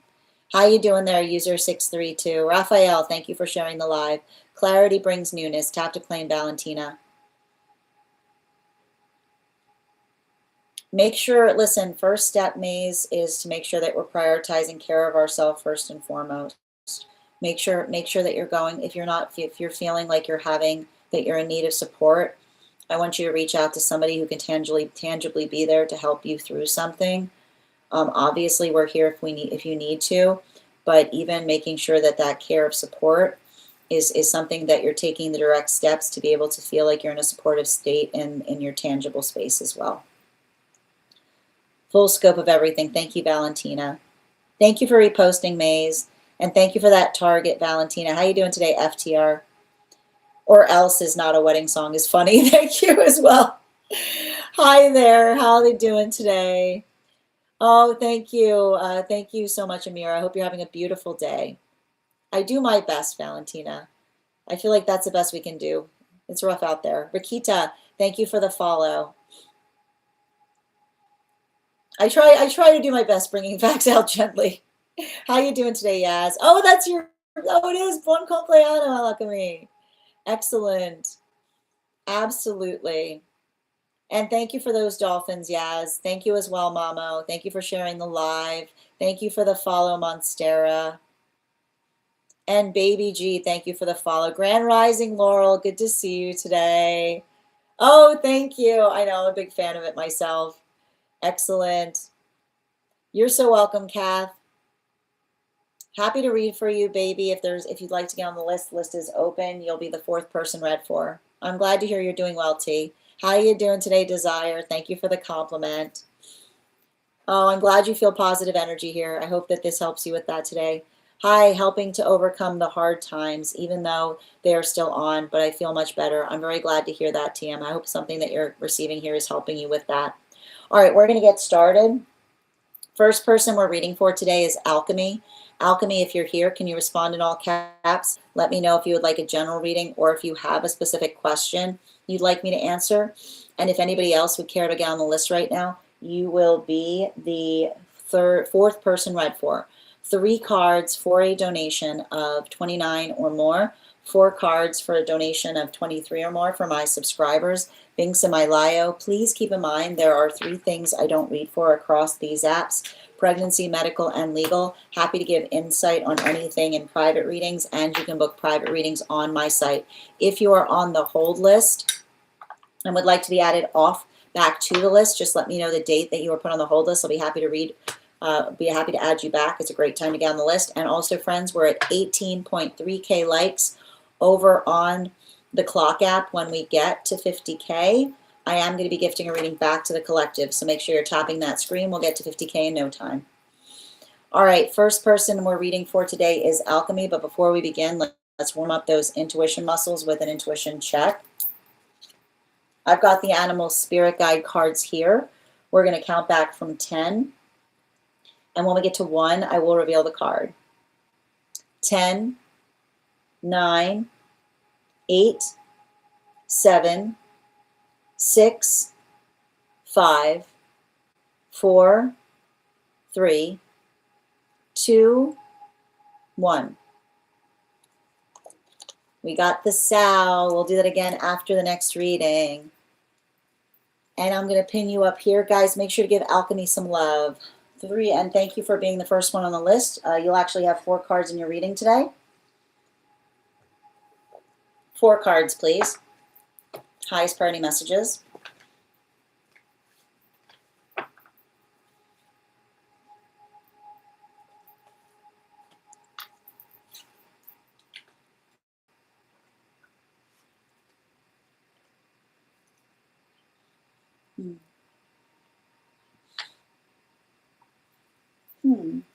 Yeah.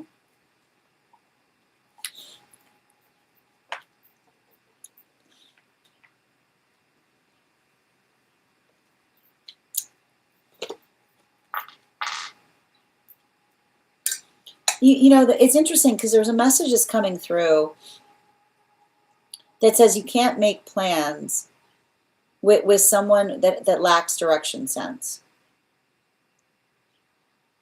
You can't make plans with someone that lacks direction sense. And I feel like there's something really important about that.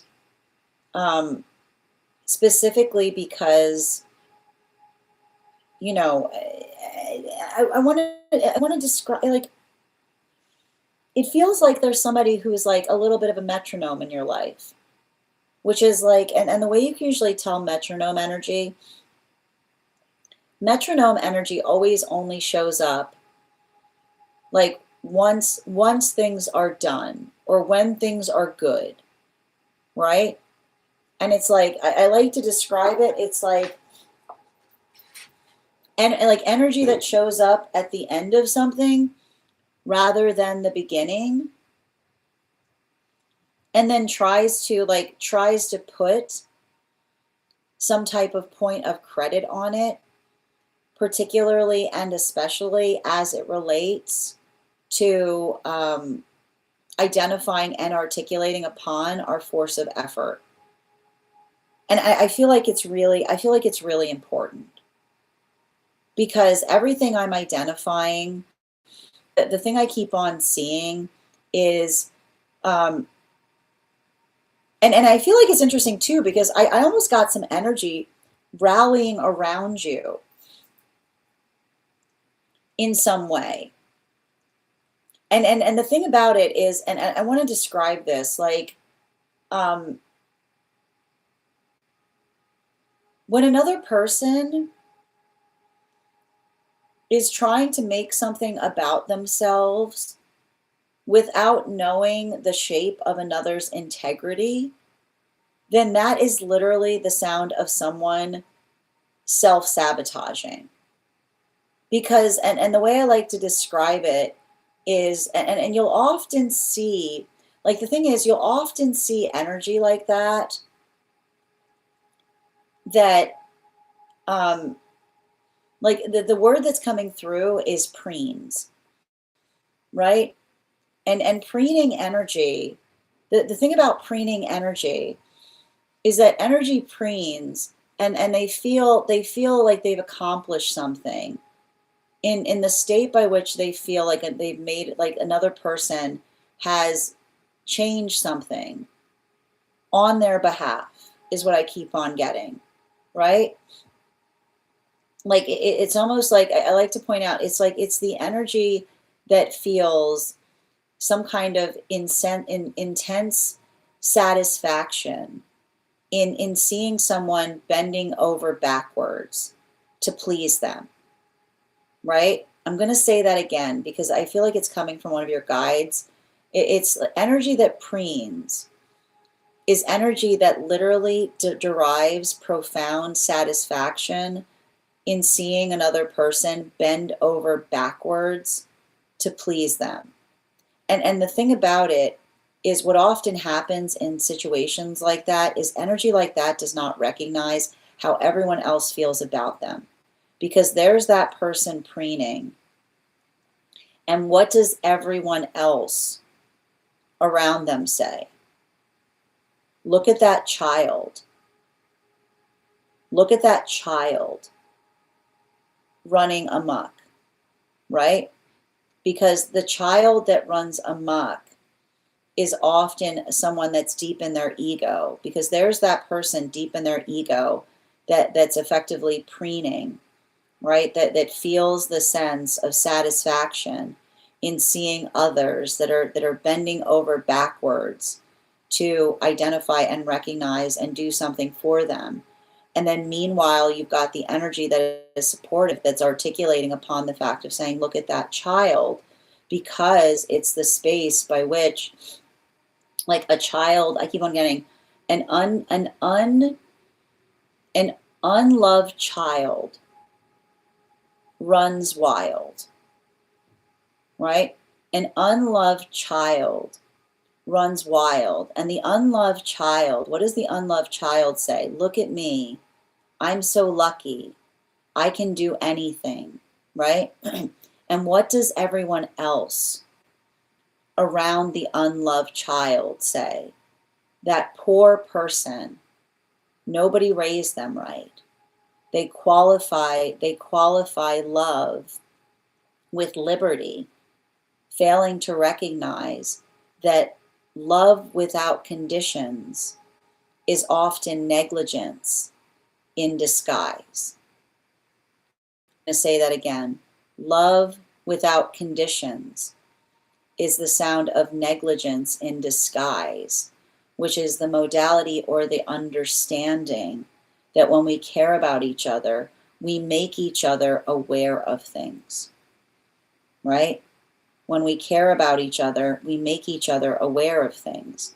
And the thing about it, I feel like it's hard because it's saying that, remember that it's not your job to raise someone unless it is. Like, okay, unless it is. Unless the condition, I mean, unless there is literally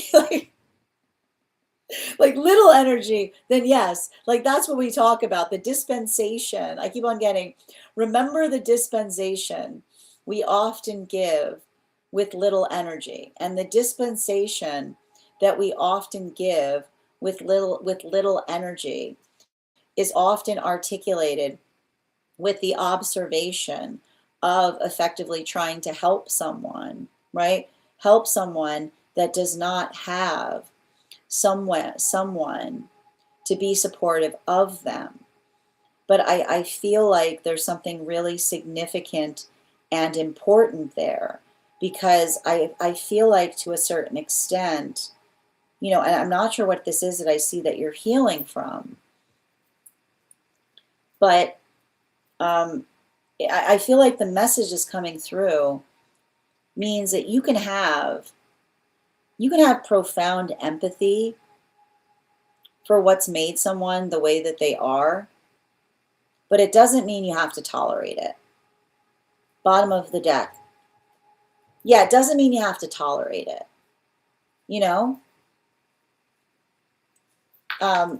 Like I keep on hearing,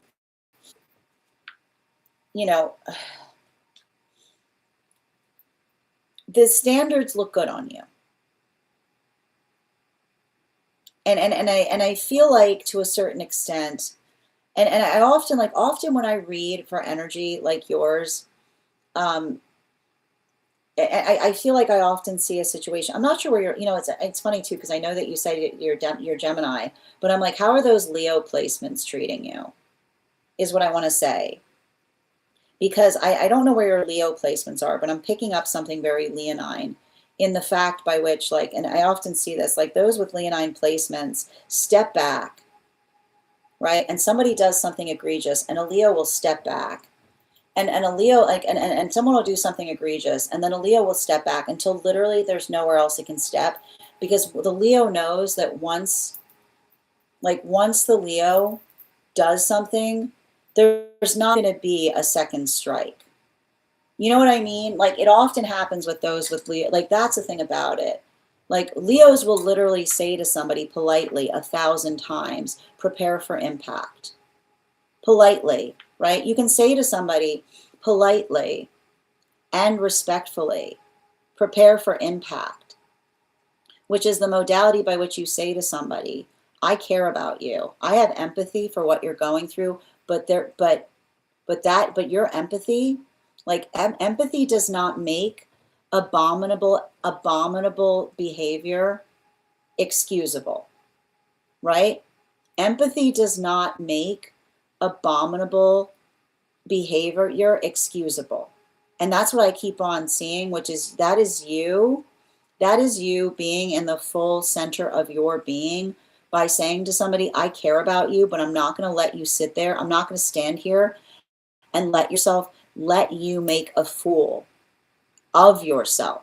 And if they don't understand that that is you caring about them, then rest assured, you walking away will potentially be the grandest act of love that person will ever receive, because they'll understand that love is not a perpetual yes when you see somebody doing something that you know is not good for them, right? But often those that have been neglected will have that false context. Thank you so much for having that reading with me, dear. And if this message connected to you as well, it's very common for those who need these messages to be here to experience them. We are doing personal readings right now. If you would like to get on the list is open. You will be the third person read for. It's 3 cards for a donation of 29 or more, 4 cards for a donation of 23 or more for my subscribers. Binks in my Lio, please keep in mind there are 3 things I do not read for across these apps: pregnancy, medical, and legal. Happy to give insight on anything in private readings, and you can book private readings on my site. We're also at 21.7K likes. When we get to 50K, I'll be gifting a reading back to the collective. So make sure that you are tapping that screen, and we'll get to 50K in no time. I'm going to take a moment to read over some of the comments that came through as I was reading.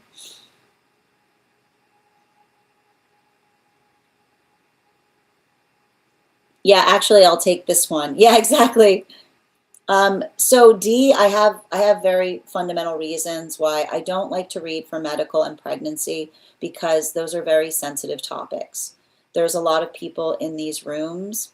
There's a lot of people in these rooms, and the ability to have to communicate difficult things. I don't like to be in a space by which there's others that this is not personal enough of a space to be able to communicate things of sensitive nature.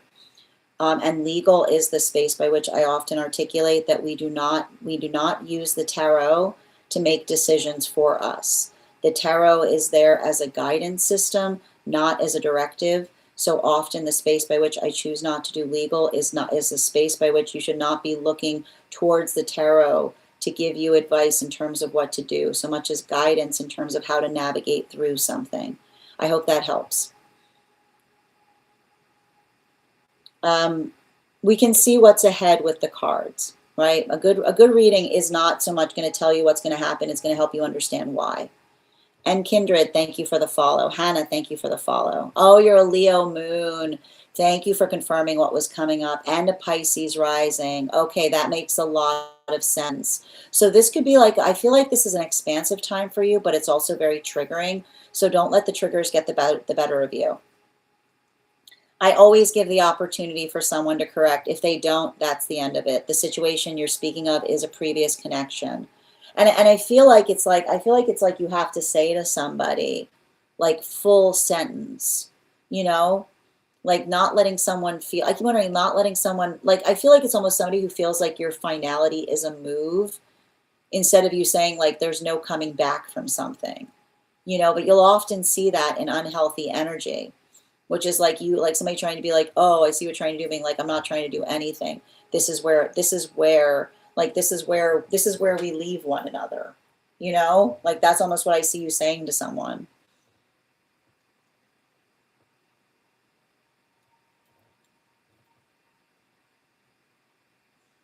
Okay, one moment.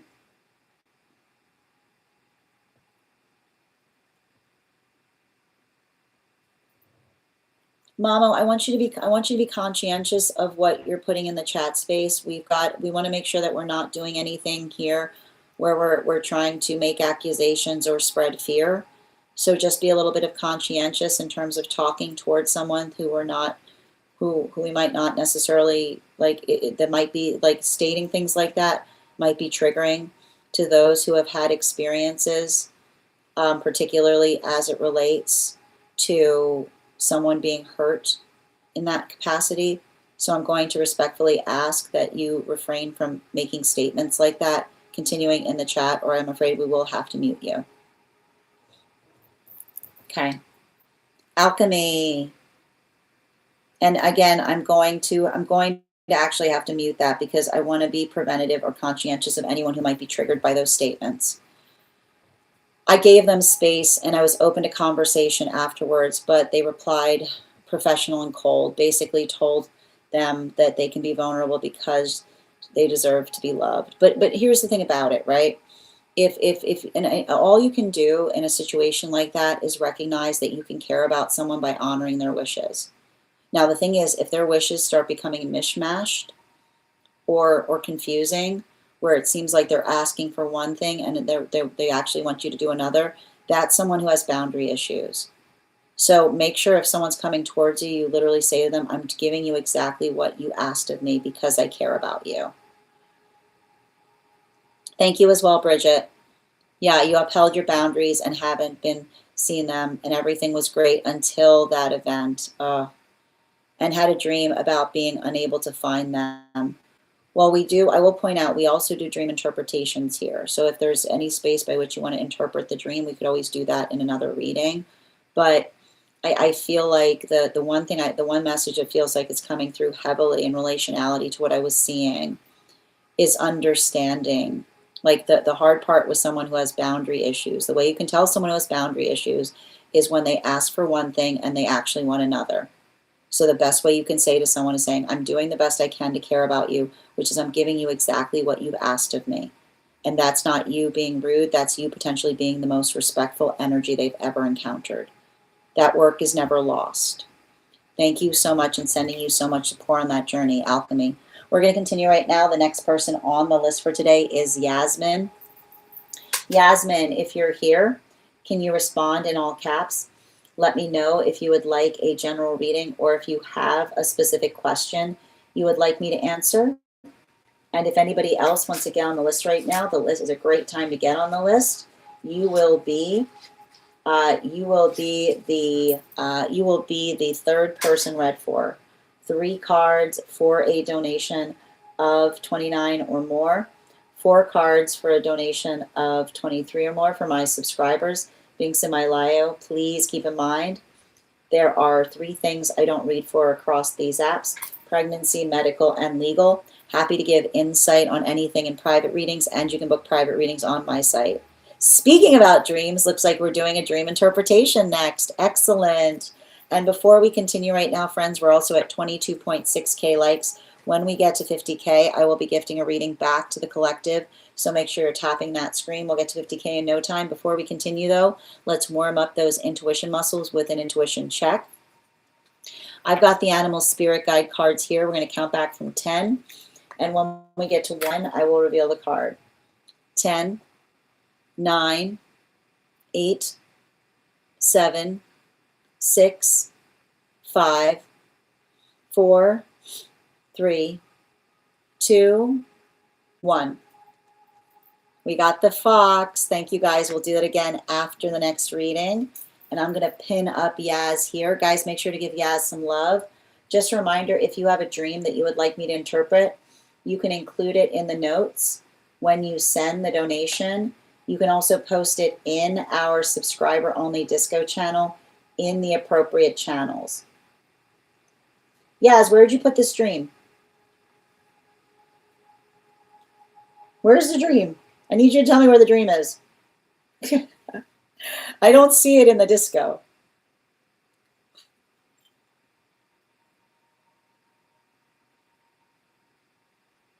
Hold on a minute. A fox can have many different meanings, and I like to sometimes keep the animal oracle card that we drew out for the purposes of a read, because sometimes it has relevance to what we're reading to. Okay, you're sending it now? Excellent. And while we wait, just a reminder to anyone joining us, if you are joining us for our tarot class, please note there has been a time change on it. Instead of being Thursday next week, it will be on Friday, and a little bit earlier. We'll be doing it at 8:30 Eastern as opposed to 9 p.m. You still have time to join that class if you'd like to. You just need to head over to my stack and become a paid subscriber. Your paid subscription will be your ticket of entry into our next class. You'll also have access as a monthly subscriber to over 9 hours worth of material in the Tarot Church Library class archive. Now, you don't need to catch up for class. I'm going to do my best to give you an update on everything we've studied before we continue with our education. But it's a great time to join if you want to catch up, because if you want to get a couple of those classes under your belt, this is a good week to do so. Okay, this is going to be the final court cards that we're doing before we move into the minor arcana. So it's also a good opportunity to get a sense of those court cards if you want to build into the minor arcana reads. It's not necessary, of course, but I think that it's very helpful to at least have that understanding of the court cards, because they are going to feed into a lot of the work that we do in studying the minor arcana next month. And remember that if you become a founding member, not only will you get a discount on the full year's worth of readings, but you'll also have access to over 20 hours worth of material in the Tarot Church Library class archive, as well as the opportunity of receiving a complimentary mentorship class with me, where I will meet with you personally to assess where you are on your own personal tarot journey and give you the best insights in terms of how to utilize those classes to the best of your advantage, moving towards your tarot goals going forward. One of the things I try to do in these classes was make them accessible to the absolute novice tarot reader as well as the seasoned reader. There's definitely something there for everyone. Don't let your lack of experience or your robust experience prevent you from joining us in these classes. That said, I have Yaz's dream available. Yaz, is this inside tea or outside tea?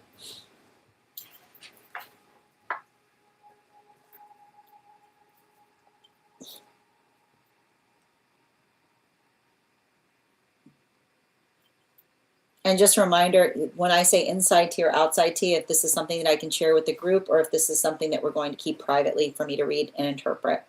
Outside, at my discretion. Excellent. You guys know what we do before we do a dream interpretation. We bust out the dream coconut.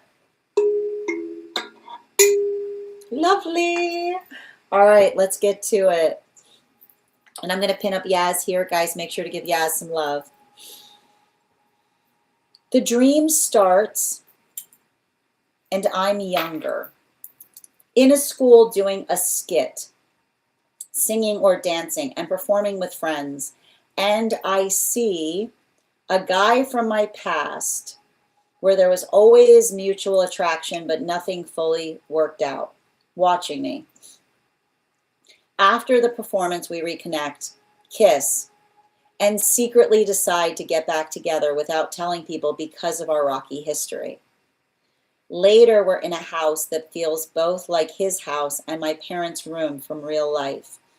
Also, like a familiar house I've been in with him in dreams before. We video call his family while lying on the bed. His younger sister just passed her driving test, and everyone is proud of her. My father says he passed it in only 40 minutes. And I ask, is that good? And this gentleman says, yes. And I go, oh, okay, great. And suddenly feeling out of the loop, insecure and behind because his little sister got her permit and I didn't.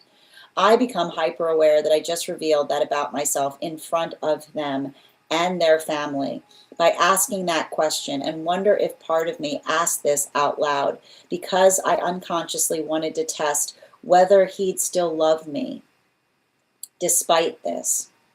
I also feel emotionally distant and awkward with his family, not smiling much. Then they invite him to come with them on his mom's business trip, but not me. I feel a bit hurt and put aside for not being included, but I tell him he should go because he would have fun.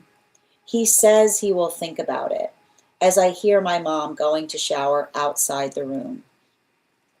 Later, we try to be intimate while his parents or my parents are supposedly nearby. I close the door from a distance with my mind, and he says to leave it open because his father doesn't like closed doors.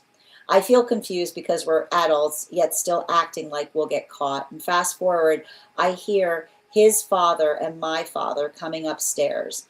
I panic and freeze while trying to cover myself and pretend like nothing happened. I quickly put on a blue-green long-sleeve pajama shirt, although it wasn't the cute shirt I was wearing before to cover up. We continue talking as if we were in mid-conversation as his dad gets ready to go to bed, on my dad's usual side of the bed in my parents' room. Then a bunch of things start happening. I accidentally dropped a bunch of minuscule necklace beads on his dad's side of the bed because me and this person were hanging out here all day, and I guess it must have fallen. I feel so bad I keep apologizing and try to grab the small pink and blue beads to put them back in my black organizer pouch to free his place to sleep. Then I accidentally lifted the lid off of a bee jar that was placed there. Only one bee gets out, but the dad tells me to be careful. As I try to close it back up, I open the whole thing and all the bees come out. I'm scared one of them will sting me, but I try to keep calm to go look for the thing that was inside the jar, pink vegetable plant thingy that was supposed to be attracting them, to get them back in the jar. When I come back, all the bees are back inside the jar, and him and his dad are smiling and laughing as I start profusely apologizing for making such a mess. They go, oh my God, no, don't worry. We think it's because you opened the jar and let the lid off that. And now back together. Wait, because you opened the jar and let the lid off, two individuals are now getting back together and getting married. And you go, what?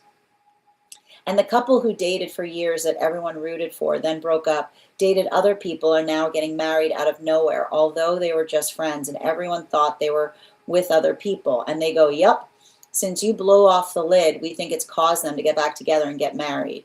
And I said, okay, I don't know how that makes sense, but cool. And they seem happy. I think me and Aria eventually let my dad and his father sleep and we get out. I also remember being vulnerable and crying in front of this person during the dream, walking around the room, feeling unseen because they were on their phone and not really looking at me, even though they were verbally reassuring me. At another point in the dream, I see a flying mini cat dragon creature in my house. I'm shocked and in awe. I tell my mom and the people around me, oh my God, it's a dragon. I follow it downstairs and it flies everywhere. It's orange and dark blue with scales and paws and seems scared. I eventually gently catch her, and I can tell she wants to get out. So I open the patio door, and it's actually snowing outside. And there is this girl that looks a lot like me, but that is supposedly our neighbor who's right outside my patio door. Says thank you so much for returning her to me. And she got out, and I was looking for her everywhere. I go, no problem, and hand her back her mini dragon. She's so pretty, and we exchange a few pleasantries and jokes. She ends up leaving, and I'll miss the little dragon, but at least I saw one. P.S. A few days ago, I remember mentioning a bee landing beside my phone as I was watching your live. I don't know if it's relevant. Okay, let's get to it. 4 cards, please.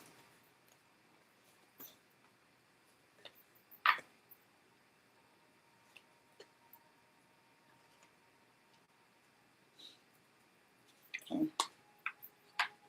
It's a relationship reading in relationality to understanding what can and cannot heal, particularly as it relates to a past connection. A good guide never tells us what to do, but a good guide shows us what we need to know about a situation to understand what's tenable and possible within it. And so we start this in the space by which you remember what could best be identified as a crush, right? The modality of having a crush with someone, which often happens when we're younger, but something that didn't necessarily work out. And the space by which time has passed. But there's something to be notated here, because in this dream, we see that that crush is effectively coming into culmination, which is the space by which you said that you were doing a skit and performing with friends, and instead of something not going somewhere, it culminates in you kissing each other. And it's interesting because you said you decide to get back together, which is articulating the fact that there are issues related to this relationship. It's more than a crush. And you were a little obtuse about that, I'll point out, when you first articulated it. There's a difference between something not fully working out and the space by which you say we get back together, which is the indication by which you were clearly together at one point, but it didn't end up going towards the manifestation goal that you effectively aspired and desired it to. Now the dream starts unpacking why that might have occurred. We see that you're in a house that feels both like their house and your parents' room. So one of the hardest things that often happens in those that we try to build relationship with, who've known us our entire life, is the fact that this is someone who's seen you during your formative years. And the formative years is often the space by which it may feel that you have a deep energetic connection to one another's past, to the space by which it sometimes can be hard to look past the person that you used to know each other to be when you were coming into the formation of the people that you are now. So this is one of the first hurdles that we see that may have been causing volatility in this relationship.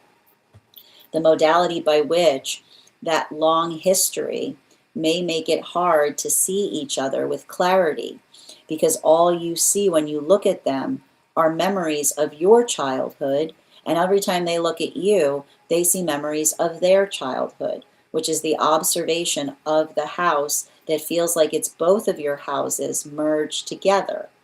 You then identified the fact that you were videoing their family while lying on the bed of that house, and their sister who had passed their driving test, and everyone was proud of her, and they said it only took her 40 minutes. It actually took her 40 years. I wouldn't be surprised if this is somebody who has found an ideal relationship, because often the space by which we see automobiles in the dream space are representative of healthy relationships. So the space by which another person says that they're proud of them and they say it only took them 40 minutes, I wouldn't be surprised if this person has a sister who's potentially in a really, really healthy relationship and it only took them 40 years, is the observation, and you saying, is that good? And this person saying yes, and you go, okay, great. The anxiety of the fact, or the anxiety of getting back together and feeling in some way, shape, or form that you are not as good at relationships, or feeling, right? The modality by which you may feel the anxiety of getting back together with someone and another person feeling a judgmental quality to them as to why you've gotten back together, right? The question that feels like it hovers in a familial situation by which you potentially aren't sure if the reason, right? And this could almost articulate, and there's something about this dream that we have to pay attention to, right? If the reason that you guys didn't work out was because things were not working out between you, or somebody was not helping another person, was not necessarily advocating for the relationship. So we start to see some shadow work that arises in this dream space because it's in the observation of feeling some quality of judgmentalness in terms of the energy that you identified, that you became hyper aware, that you revealed this about yourself, and that there was immediately a consequence for it, right? Which is the space by which you revealed something, and then instead of there being a trip where they should have taken you, they energetically left you behind. Now, this is where I got to do a little deep diving. Did you feel when you were with this person in childhood that the family was supportive of the relationship, or was trying to broadcast at every moment that they didn't feel like you were ready to be in one, to be, that you guys should not be together? Because even in the space by which you identified that there was a family trip that was occurring, and the space by which instead of taking you with them, they left you behind, is often working through the shadow work of potentially feeling that there may be an implicit reason that is deeper than what was going on between you in relationality to a family that was potentially broadcasting silently the fact that they were not supportive of the relationship, which is experienced in spaces by which another person identifies the fact that when you said, "Is that good?" you immediately felt out of the loop. And further, the fact that they didn't feel like they were welcoming you, but trying to broadcast to you that they would rather not energetically, that there was something about how you're doing something that was potentially making you feel like they were projecting onto you, that they did not feel like, they were not trying to encourage or create a healthy environment by which the relationship could flourish. Now, you said later, and we see this continuing in the dream space, when you identified the fact that you saw that there was an intimacy moment there, right? And the intimacy moment, and this is to show the fact that there's a question mark as it relates to what was going wrong in that partnership or in that relationship, because this is further articulated upon the fact that you said that there was that intimacy point, and you said that you closed the door from a distance, and the individual said, "No, keep the door open," which could potentially articulate the fact that at the time that you were with this person, you saw an over-investiture in pleasing their family to the point of uncomfortability. Because when we have a healthy relationship to family, our family is invested in what is our business, but we're very clear to tell them what is not our business. So the observation as to why you might be feeling this way is potentially recognizing and noticing a tendency that you saw in this person at the time that you were in relationship with them, where they were overly concerned with their father, particularly the father's opinion, because it's the modality by which they said you're doing something, and they're literally doing something inappropriate, right? They're making you feel uncomfortable for the sake of the paternal energy rather than being protective to you.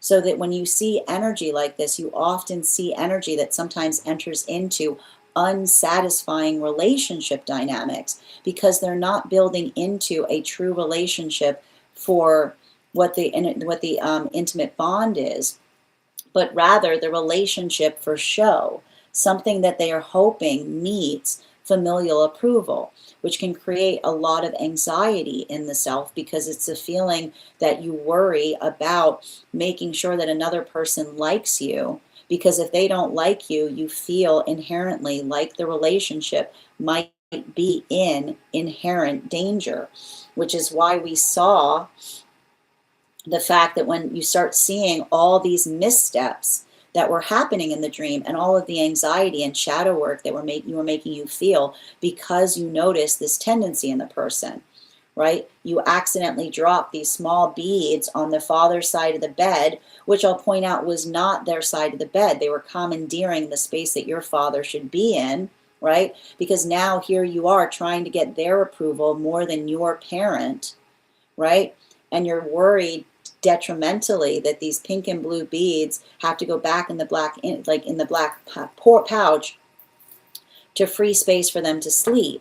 So this is potentially worrying about how, right, pink and blue beads is what is worrying about, agonizing about being too hard or too soft, right?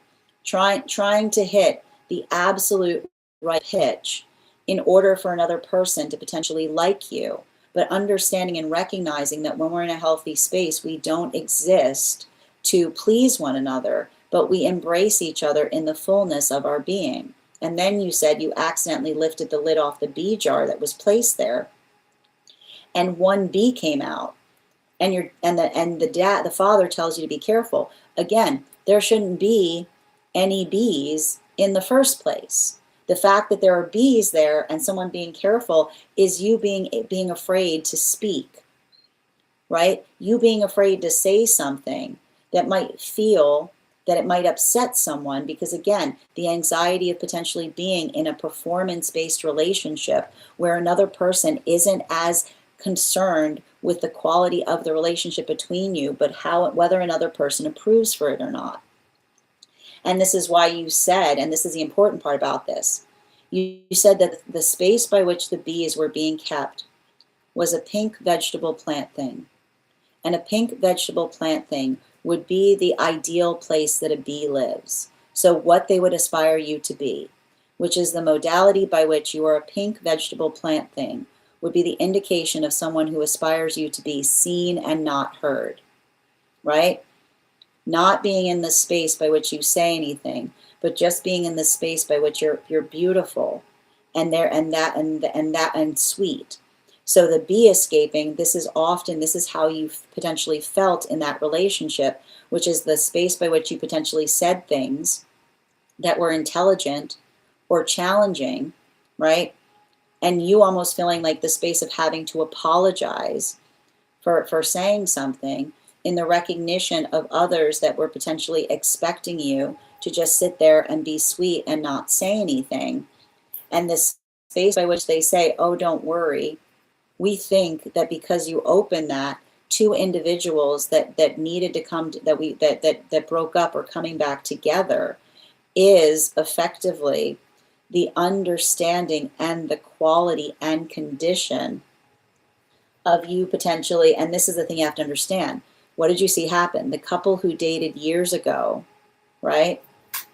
The couple that dated years ago that everybody rooted for and then broke up, and then they dated other people, and now they're getting married out of nowhere, although they were just friends and everyone thought they were with other people. That's you and them. And this is the painful thing about it, right? And this is the worst thing that happens with energy that often puts too much emphasis on what others think rather than what they care about, right? That it often creates a space by which another person is perpetually breaking relationship, not because another person desires them to, but because they put too much, when you put too much emphasis on another person's opinion, then you create a state of anxiety in all of your relationships. It's the dance of eggshells that another person is creating, that others are waiting for them to become in their form. Because when you truly find yourself and you care about something, when another person says something, you don't get rid of it. You say, who asked you in the first place? So the modality by which you recognize what might be happening there is somebody, there may have been a situation by which another person was trying to test another person's fortitude in terms of understanding that when we care about things, we don't care what other people say, but another person who keeps on damaging their relationship because there's the chatty energy around them that's always saying things, and they're always taking them personally and completely changing direction instead of building into the space of being protective about the things that they care about. So it's the modality by which it's almost like the ancestral healing that's coming through that says almost that ancestral energy was saving you from a relationship like that, because it's the understanding that with a person like that, right, that the insecurity doesn't come from outside of the relationship, it comes from inside, right? Because when another person, they might feel or understand that that's a quality in that person that they haven't healed, because they're so worried about keeping up appearances that it detrimentally damages the quality of the relationships you have, even even beyond what others outside of them, which creates a space in which others don't feel like they can talk to them for fear of them taking what they say too personally and doing something egregious and extreme instead of just, I keep on hearing, instead of being able to be protective about it. Bottom of the deck on this reading. Yeah, I feel like a lot of this reading is potentially helping you heal the nature of a relationship from the past that didn't feel like it comes to fruition. And the hard part about this is, and this is what we talk about, I know it's going to sound a little interesting, like the best way I can describe this reading is understanding that when we are mature, we take advice, we don't follow advice, right? When we are energetically mature, we take advice, we don't follow advice. And the reason I say we take advice and we don't follow advice is because advice is a vice, right? And the modality by which we articulate that others have feelings, but how others feel is not what's determinative in terms of what it is that we ourselves aspire to do, is the definition of recognizing and identifying us coming into our personhood. So it's the modality by which you understand that this could be the quality and condition by which you found someone in childhood, which is very common. It's very common in childhood to be too susceptible to other people's opinions. So that the question, like the uncanny valley in this relationship is this person the same way, right? Do they still have that tendency of putting too much anxiety in terms of what others think and feel?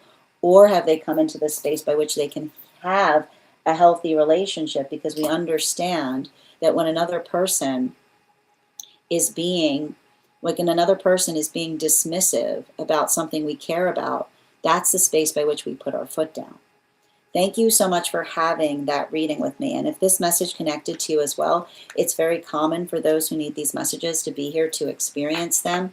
We are doing personal readings right now. If you would like to get on the list, you can be the third person read for today. It's 3 cards for a donation of $29 or more. 4 cards for a donation of $23 or more for my subscribers. Binks in my Lio. Please keep in mind there are 3 things I don't read for across these apps: pregnancy, medical, and legal. Happy to give insight on anything in private readings, and you can private readings on my site. Thank you so much for I'm happy to read the list for anyone on it. The list we have right now is Kath and Stella. And if anybody wants to get on the list right now, you will be the third person read for. I'll also point out. Just bear with me as I read over the comments that came through as I was reading. And BB, thank you for sharing the live. Always appreciate when you guys share the live. Hi there, Mia. It's not, well, I mean, it's an intimacy wound, but it feels like an intimacy wound in navigating whether that's like what was the issue. in the past relationship, right? And especially if you felt like somebody who was like very approval prone, like this is a whole dream about someone too approval prone. Absolutely.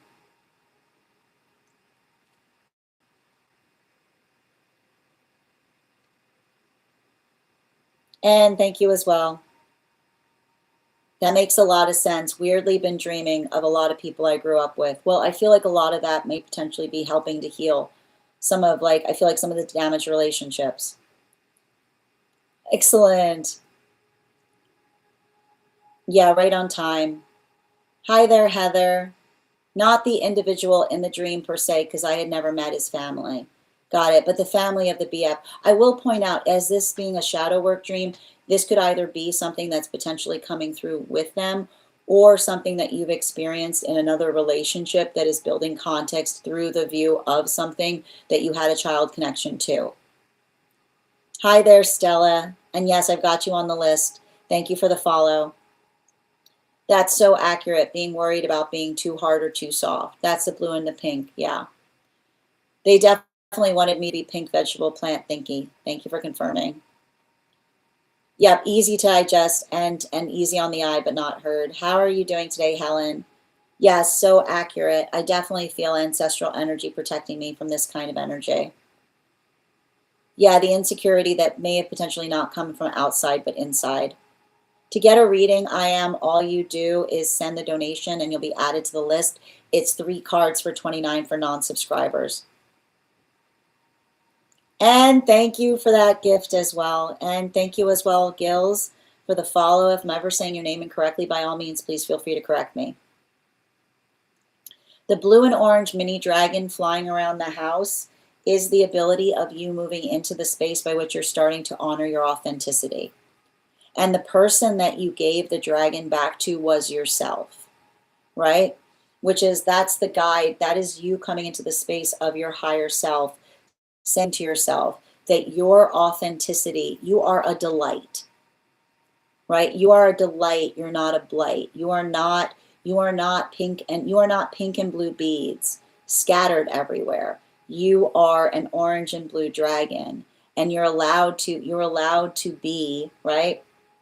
You're allowed to move back and forth between hard and soft. And that is you embracing your full majesty. So the reason you're having this dream right now is because you're finally in a space by which you can embrace your full majesty, which is not the relationship that says that you have to effectively be, you don't have to be a certain way in order to maintain relationship, but you should be able to be in your majesty, which is the difference between the bee and the dragon, right? It doesn't require you to have to be, it doesn't have to require you to be sedentary. It requires you to be in your fullness. All right, let's continue right now. The next person on the list for today is Kath. Kath, if you're here, can you respond in all caps? Let me know if you'd like a general reading or if you have a specific question you'd like me to answer. And if anybody else would like to get on the list for today, it's a great time to get on the list. You will be the 3rd person read for. 3 cards for a donation of $29 or more. 4 cards for a donation of $23 or more for my subscribers. Links in my bio. Please keep in mind there are 3 things I do not read for across these apps: pregnancy, medical, and legal. Happy to give insight on anything in private readings, and you can book private readings on my site. You're so welcome, dear. Second call right now for Kath. Second call right now for Kath. How are you doing today, Alexandra? Michael, these are donation-based readings. So if you'd like to get on the list, all you need to do is send the donation. I'll be happy to read for you. And thank you for sharing the live, Momo. And Gigi, thank you for the follow. Excellent. Welcome back, Kath. Perfect timing. While we wait for Kath's question, let's warm up the intuition muscles with an intuition check. I've got the animal spirit guide cards here. We're going to count back from 10. And when we get to 1, I will reveal the card. 10, 9, 8, 7, 6, 5, 4, 3, 2, 1. We got the stag. Thank you. We'll do it again after the next reading. Okay. I got you. Highest priority for Kath here. Guys, make sure to give Kath some love and pin them up here. 3 cards.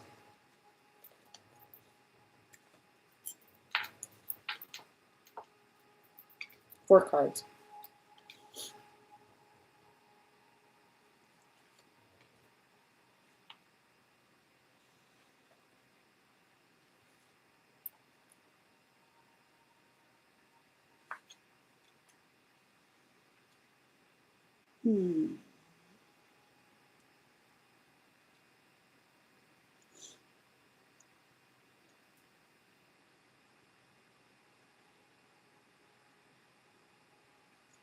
So I feel like something I'm seeing right now, the one thing I want you to be conscientious about right now, the one thing I want you to be conscientious about right now in the space of career,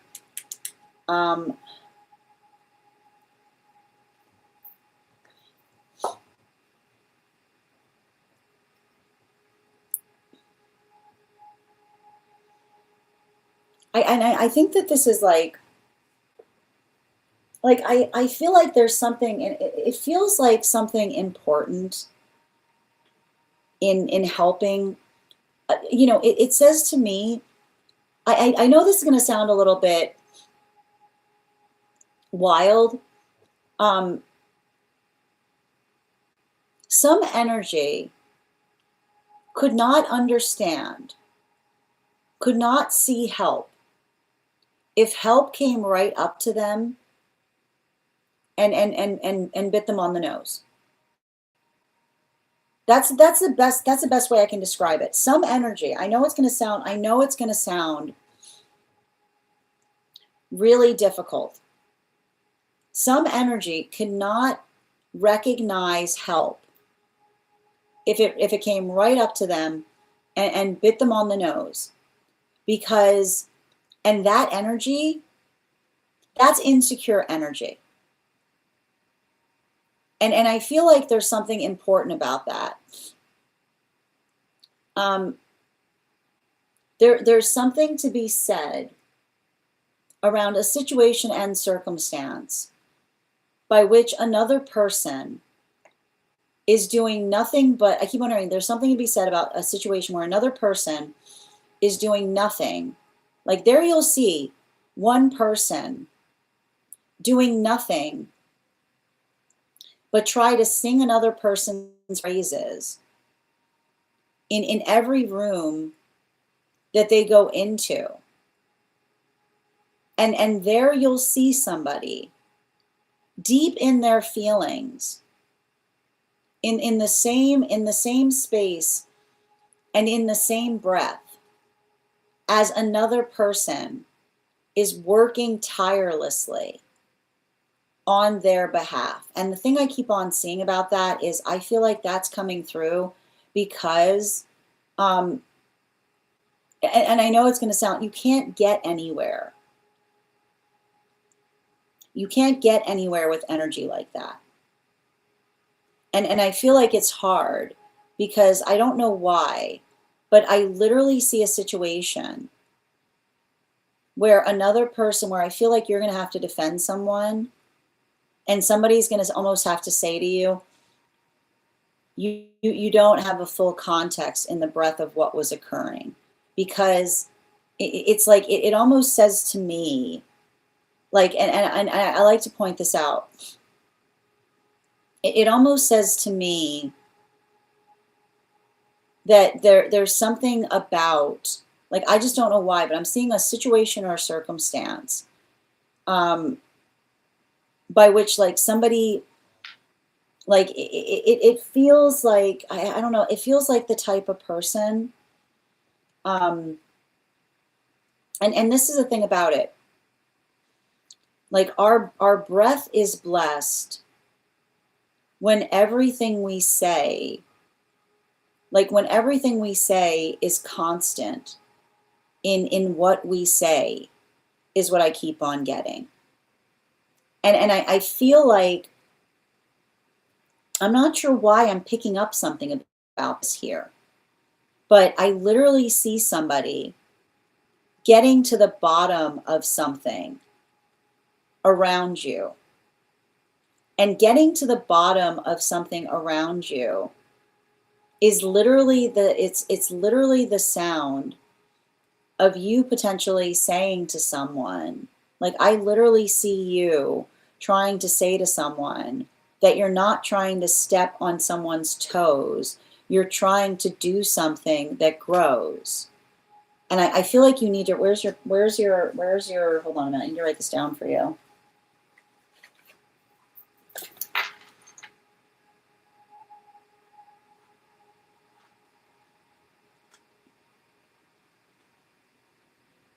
Hold on.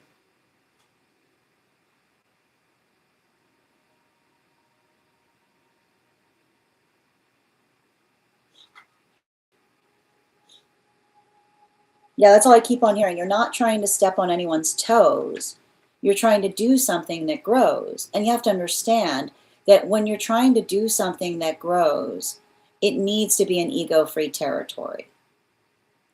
When you're trying to do something that grows, it needs to be an ego-free territory, which is the modality by which another person, I keep wondering, the modality by which another person is not constantly trying to get in a fight with you. It's not constantly in the space by which I keep on seeing there's no winning in a situation where someone wants to win if the only thing that comes from them winning is a less than wonderful experience. That's a concession. And I feel like there's something about that almost like it feels like it's apparent there. And I feel like, in a way, the positive is I see you leaving a situation better than you found it. And not only do I see you leaving or moving through a situation better than you found it, and I just want to keep on describing, I literally see a situation that if you were to leave a place, it feels like the bottom is going to drop out of it. It's like I sometimes read for energy like this, like often energy that feels like energy that often feels like energy often feels like they're winning. And in that moment, the fact that another person, like I see somebody being like the breath by which another person says, I won, and another person says, are you proud of yourself? Look what you've done, is what I keep on getting. Like it's that type of energy, which is somebody making, like somebody articulating or doing something more, I keep on identifying and doing something more for a sense of control rather than the ability, I keep on hearing, rather than the ability of doing something in a way that, I keep on hearing, in a way that feels comprehensive or accurate. So I want you to be conscientious about that, because the thing about it is, like, I feel like there's some kind of volatility there. But I want to point this out. A healthy choice is a healthy choice in any room you bring it in. A healthy choice is a healthy choice in any room you bring it in. Effectively means that when we're making good decisions and we articulate to another why that decision was the right decision, right? The decision itself becomes our shield, because it is the reasonability and the rationality that fortifies upon the fact that one is not doing something personally, but one is trying to do something the best way that one is effectively able. And so I feel like there's something very important about that, because I literally see some kind of circumstance or situation by which like somebody's potentially trying, like, and I want to point this out, you can't butt heads with logic. There are those who will try. There are those who will try to butt heads with logic, and they'll usually crack their skull open, is what I keep on getting. And the reason I'm seeing that is because it's literally the space by which another person says, why did you do that? And another person goes, right? And it's somebody who doesn't have, like someone who doesn't have a foot to stand on in relationality to, like, I keep wondering, like somebody saying like, why do you, like, oh, because somebody had a good idea. You know what I mean? Like, it's giving me a little bit of that type of energy. Like somebody who has a hard time being able to effectively explain the reason or logic for something, rather than being able to articulate upon what they see or identify is sound or reasonable. So I feel like there's something really important to be notated there, because it feels almost like, I feel like I've got some kind of observation of you. Like, not only do I see you having the higher ground on something, like I see you having the higher ground, and not only, and again, if you have the higher ground, it's not your fault that another person has left themselves no leg to stand on. Like, and it's interesting because I feel like that message was actually coming through the space of a guide. Thank you so much for having that reading with me, Kath. And if this message connected to you as well, it's very common for those who need these messages to be here to experience them. We are doing personal readings right now. If you would like to get on the list is open. You'll be the third person read for today. 3 cards for a donation of $29 or more. 4 cards for a donation of $23 or more for my subscribers. Links in my bio. Please keep in mind there are 3 things I do not read for across these apps. Pregnancy or medical, happy to give insight on, and legal, happy to give insight on anything in private readings. And you can book private readings on my site. Hold on, I just need to write this down for you, Kath.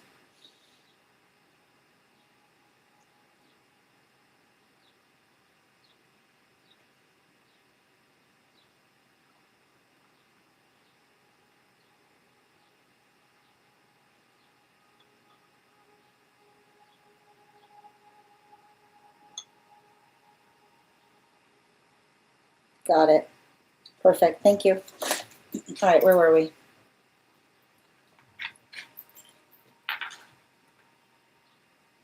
Thank you for also receiving that message, Ivana. It feels uncertain about something, but I'm still staying for a while. Yeah, this resonated for me too. Thank you. Getting to the bottom of something. Yeah, I don't get on a fight with anyone from work. Yeah, and I keep on getting, it's like your reputation precedes you. I wonder when I could finally leave to much better workplace opportunity. I feel like I'll start exploring. I might ask for a new project first. Thank you as well, Ivana. Some of the people from management are unreasonable at times. Absolutely. You're so welcome, Kath. And C, thank you for the follow. All right, let's continue right now. Where are we? All right, the next person we're reading for right now, just a reminder,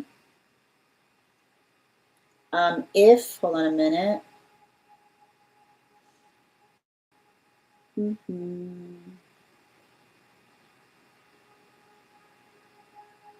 If you have information that you feel is relevant for the purposes of our read, you can include it in the notes when you send the donation. You can also post it in our subscriber-only Disco channel in the appropriate channel.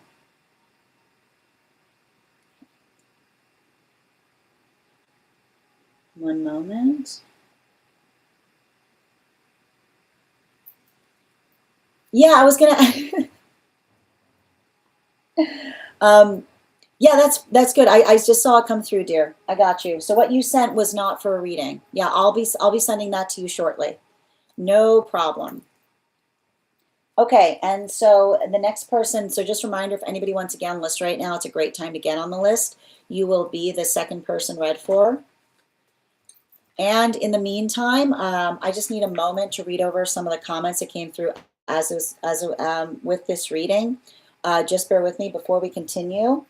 Let me give you a hearth warmer, so something to keep them to discuss while I read over this information.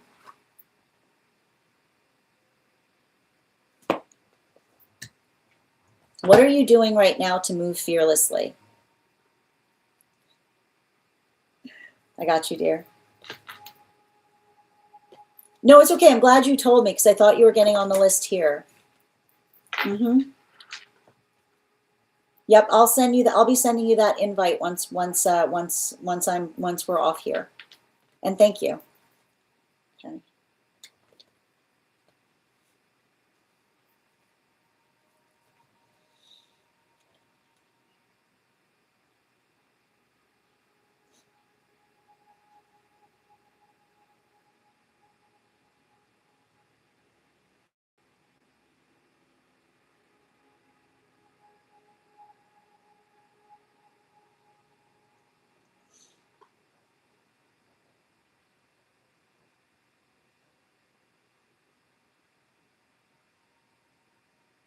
Okay, I've got you, dear. And before we continue right now, let's warm up those intuition muscles with an intuition check. We've got the animal spirit guide card here. We're going to count back from 10, and when we get to 1, I will reveal the card. 10, 9, 8, 7, 6, 5, 4, 3, 2, 1. We got the otter. We'll do it again after the next read, and I'm going to pin up. Stella, I'm just going to pause before we continue. Are you having issues with the feed? Because I don't want to read. We're going to pause to make sure that you're able to see. Okay, I'm glad it's better. Okay, perfect. All right, I'm going to pin up Stella here. And if anybody else wants to get on the list right now, it's a great time to get on the list. You'll be the next person read for. 3 cards for a donation of $29 or more. 4 cards for a donation of $23 or more for my subscribers. Binks in my Lio. Please keep in mind there are 3 things I don't read for across these apps: pregnancy, medical, and legal. Happy to give insight on anything in private readings. And you can book private readings on my site. We do here Life Path, highest priority messages from spirit, angelic, dream interpretation, past life, mediumship, love readings, pet readings, animal spirit guide readings, akashic, mind, body, spirit, love, and aura.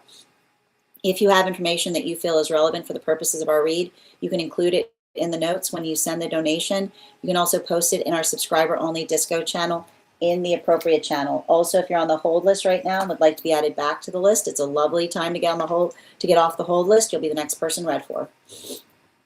And I'm going to pin up Stella here. Make sure that you give Stella some love.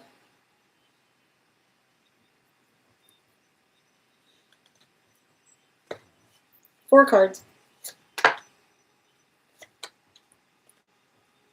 Confirmation. Oh, yep, confirmation. Sorry. Why do people do this to themselves? Yeah, it's a disaster. It's a disaster. I mean, you have to understand. You have to understand the context of like. I think I've explained to you the nature of a relationship. Like, do you know? Like, do you imagine the amount of bitterness that exists in a space by which another person constantly is going around feeling like they're getting one over on the energy around them, and the energy is just watching them do it, like their full tail is out, is what I keep on getting. Like and this is the worst part about it, they think they're clever, is what I keep on seeing, right? Like there goes, like, here's the thing about it, like clever energy never thinks that they're clever, right? So the modality by which I see an environment by which it's also worse because it's somebody who allows another person to think that they're clever, is what I keep on seeing. And meanwhile, it's like I literally see it's not just them, it's a bunch of energy just watching them.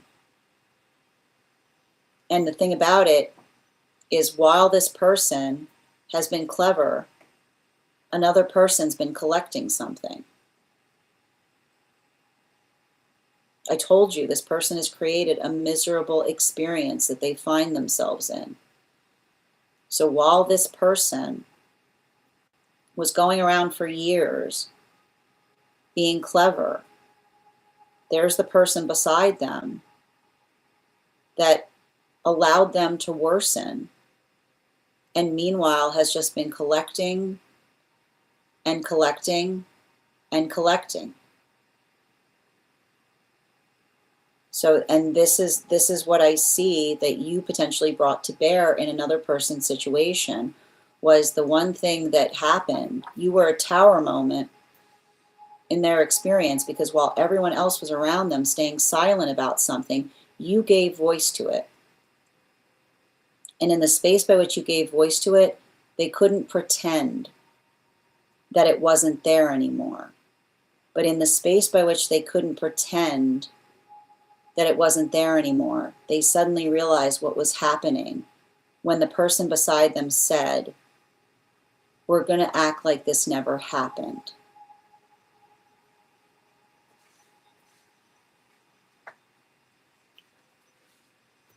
We're going to act like this never happened. And the moment, and here's what I just keep on seeing, in the moment that someone said to them, "We're going to act like this never happened," they suddenly realized that this person knew the whole time. The whole time. So that is the nature. When I said the only difference that happened is before you, I keep on getting, they literally live their life now with a BC and an AD, which is before you came along. They were navigating blissfully because they were under the impression that their cleverness was getting the better of everyone, that they were successfully living some kind of double life where they were doing things beyond the purview of those around them. And the only thing that changed, but it was the most important change, was after that moment that they met you. You healed, and I have to point this out. When we heal toxic situations that others can't, that have created, then often it's a space by which another person fully sees what they've done. The healing you brought to a situation was the space by which another person realized they hadn't been getting one over on anyone. That every time someone betrayed, every time this person betrayed their counterpart was not only aware of it, but they were cataloging it. And so now I see somebody who lives in an experience by which they navigate the fear. They navigate the fear that everyone else was experiencing, that they were creating prior to this. Because the modality by which another person has articulated the fact that the relationship is not going anywhere. It's the understanding that I keep on hearing, the relationship has a double blade on it. And the reason I keep on seeing that the relationship has a double blade is somebody that says, Like, and this is the double blade of the relationship, is somebody who's in a relationship that says, I'll protect you, your secrets, because that's what I'm choosing to do with them. Because if the relationship there was healthy, there wouldn't be any secrets in the first place.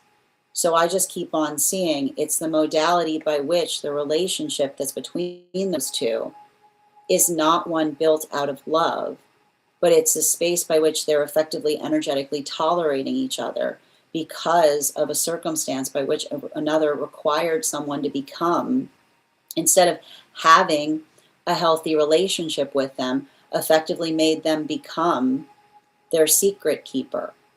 There's no counterpart relationship there. There's a modality by which another person has done things, and then there's a modality by which another person is keeping their secrets, and so they will persist in that way, existing in the miserable experience that I articulated. Bottom of the deck.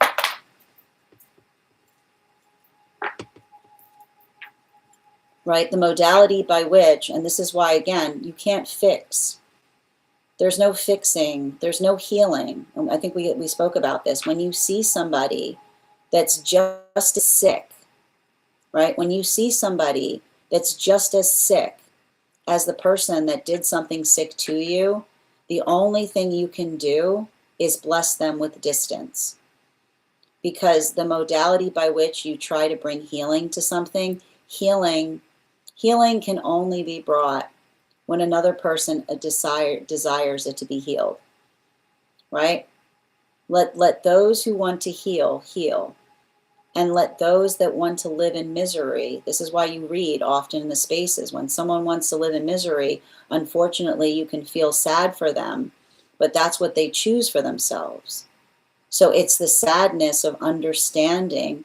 You see, what you see there are two individuals who are committed to the miserable experience that they've created around themselves, which is the modality by which another person continues to operate in the space of infidelity, and another person who pretends, I keep on hearing somebody who pretends that nothing's happening while being fully aware that it continues to do so. And that is the space by which they perpetuate the misery on themselves. So there's no modality by which you're able to go, like, you have to understand, your misconception is the space by which you articulated that someone is trapped. They're trapped in the space by which they effectively created the experience that they persist in. There's no, if either one of them wanted to heal this, they could, but they choose not to. So, and the modality by which you come towards them, right? It doesn't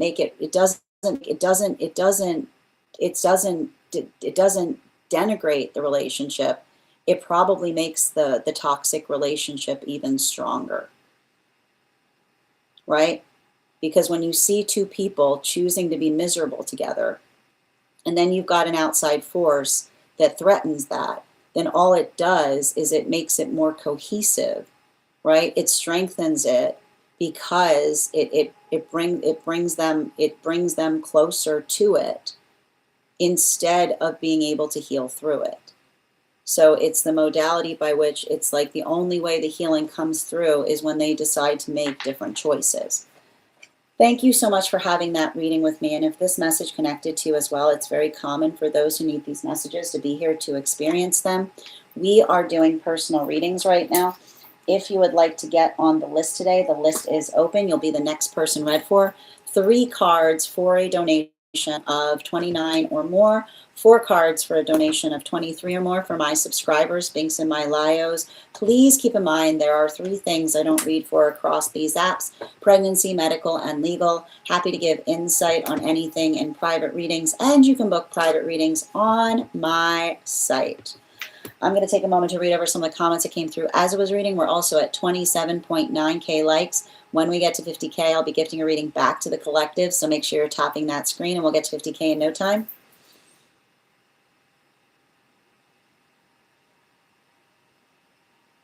Thank you, Monique, for those heart me's. Guys, please remember to recharge your heart me's if you're a super fan who would like an animal spirit, animal oracle card on top of your one card.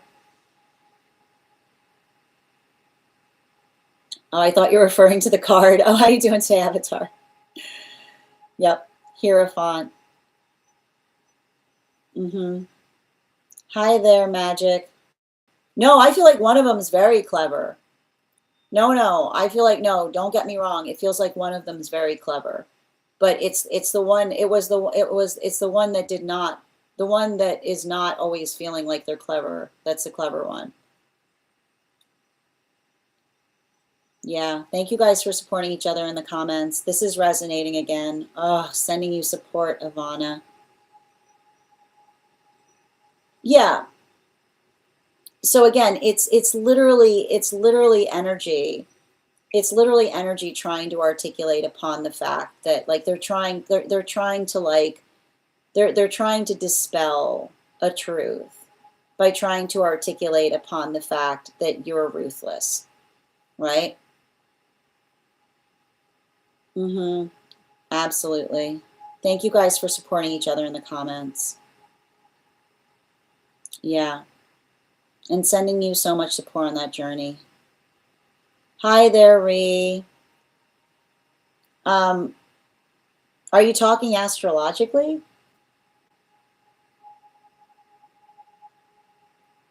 I got it. Listen, I have to point out right now, Ray. So first of all, Ree, the first thing to point out is the way to have a question answered is not just to continue to put a question over and over and over again in the chat space.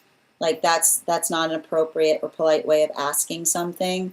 Second of all, I need to point out I don't have all of the cusps memorized, but you could literally just go online and be able to put that information in and find it for yourself to a certain extent. So I would encourage you to do that. And I will also say I would like you to pay attention to the code of conduct that we have pinned on my profile, which articulates how one is supposed to conduct oneself in the chat space. One of the things that we write there is repeating the same statement or having a non sequitur will get you muted because it's not conducive to those who are trying to communicate effectively with one another instead of demanding attention. So I'm just asking you to please be conscientious of that before you post again. Thank you. I know, same, Avatar. And Dandy, thank you for the follow. This happened to me. Oh my gosh, you're kidding, Bridget. They found out. That's wild. And she was, you see that? There you go. It's perfect example. You see? And that's what energetically, like that's what occurs, right? The space by which often when another, like, listen, I'll tell you right now, if another person is living in a delusion and you try to bring clarity to them, they will be upset that you ruined their delusion, you know? Thank you, and sending you so much support on that journey, Stella. And thank you guys for supporting each other in the comments. All right, we're going to continue right now. The next person on the list, we're actually going to be moving into one-card readings for super fans and for paid members right now. So if you are a super fan who would like a card pulled, go ahead and put your question in the comments. If you are a paid member over on the place where we keep the videos, just go ahead and put your question up. I'll be happy to draw a card for you. I'm happy to do so as well over on the place where we keep the photos. When we get to 10,000 members, I'll be able to offer membership there. I need your help with that, friends. So while I can't give you a one card there, if you give me a follow, I will give you an affirmation from a guide for the advanced soul. And if you're already following me there, just go ahead and share this live with 3 individuals and comment and share, and I'll be happy to draw a card to give you an affirmation as well. June, one card on that energy, please. I feel like I see somebody in some kind of fraught relationship. Yeah, especially with the Fool card. I don't know why, but it feels like somebody getting upset and asking someone why they're looking at something. Animal spirit guide, yeah, the stag energy.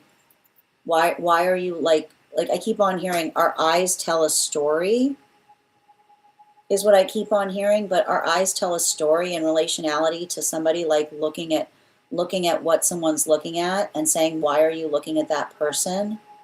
Is what I keep on hearing. Thank you. Avatar, one card, highest priority, please. Three of Wands and its reversal. So, you know, like,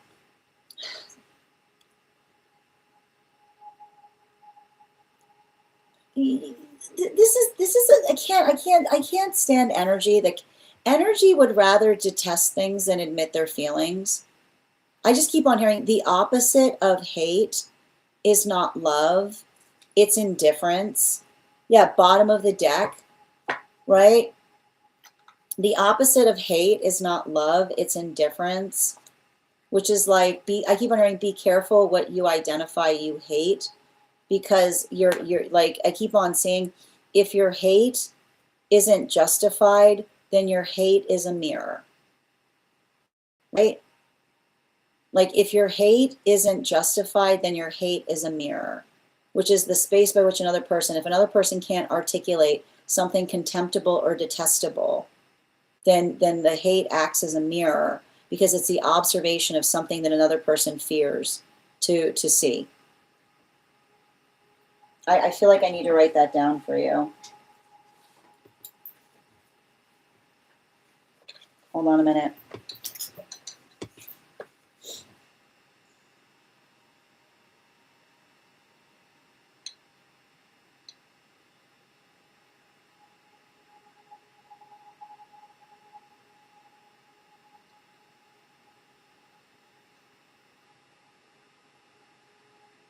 Yeah. So I basically, be careful what you fear because unjustified fear is a mirror. That was the message in that reading. Thank you, dear. Guys, please make sure you don't message people promising weird things. Be safe out there. Okay. Reading back up. That's what I mean, Bridget. This perfect example, you know? I mean, I don't think there's any right to be upset at someone because that's literally the sound of someone trying to help another person. Yeah, exactly. Let me live my delusion in peace. Hold on a minute. I got you, Mel. One card, please, General. Bottom of the deck. I feel like I see new partnerships and opportunities opening up to you at this time. Yeah, especially with this Four of Wands and it's upright. You know, I keep on hearing like above the board is what I keep on hearing. Like nothing creepy. Like if someone's asking you to do something that doesn't make sense, no thank you. Like no thank you is a powerful prayer. You know what I mean? Like, if someone's asking you to do something that you're not comfortable with, no thank you is which is often the space by which you say I'm busy, right? Like the space by which you identify or articulate to another, or you saying to another person, I don't think I'm the right person, right? I keep on seeing, I don't think I'm the right, I keep on hearing, I don't think I'm the right person to create that. I don't think I'm the right person to create that sublime experience with you, which I keep on hearing, think about the value or the power of a referral is what I keep on seeing, which says to me, like, if it like you, like, I keep on, like, the word I just keep on hearing is referral, which is saying, like, I'm not the person for that, but I know someone who would be more, like, who would be, is what I keep on getting. You know, particularly, I keep on hearing particularly and especially because I feel like I see, like, I feel like you see your time. like getting getting more precious, or some kind of period where your time is more precious, which is, I feel like almost you saying to someone like, I only do that during these times, which is a modality by which you have the time it takes to do something, is what I keep on hearing. Ella, one card highest, please. I got the Ace of Pentacles in its reversal. Don't get distracted. Just get. I just keep on hearing, write that to-do list. Just focus on, when you're feeling stressed right now, focus on the to-do list. Bottom of the deck. Yeah, let the to-do list guide you. Don't get frustrated. Don't try to do everything at once. Just identify what is necessary and navigable in relationality to what it is you're trying to do in the space that you're trying to do it. Don't feel like you have to do everything all at once. So, and I keep on hearing, help others understand what a reasonable time frame is to you. Bridget, highest priority for Bridget, please. We've got the Seven of Wands and it's upright. So I feel like the thing that we're identifying and working through is, it's interesting because I feel like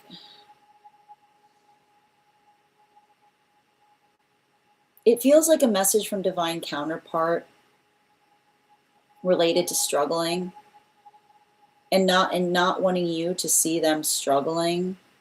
Like, I literally see somebody trying to get on their feet. Bottom of the deck. Yeah, like, it's hard because I feel like I need to point this out. Like, this Two of Wands in its reversal, it is saying to me, especially with this Fox energy, this is a hard worker. You know? Like, I literally see somebody that struggles with free time because they're like, I keep on seeing like the space by which, like, they're just, wouldn't be surprised if they're like an air or fire sign in the space by which they're just like, they always need to have something to do. And it's funny because that energy is always like, oh, I'm gonna rest, and be like, I can't stand resting. Like, I feel like they're coming to terms with the fact that they can't stand resting. So I feel like I see somebody that's like puttering or starting to build something anew or trying to get something off the ground. Look for them, and I keep wondering, look for them in pop-up situations. It's interesting. Julia, one card from the higher self, please. Bottom of the deck.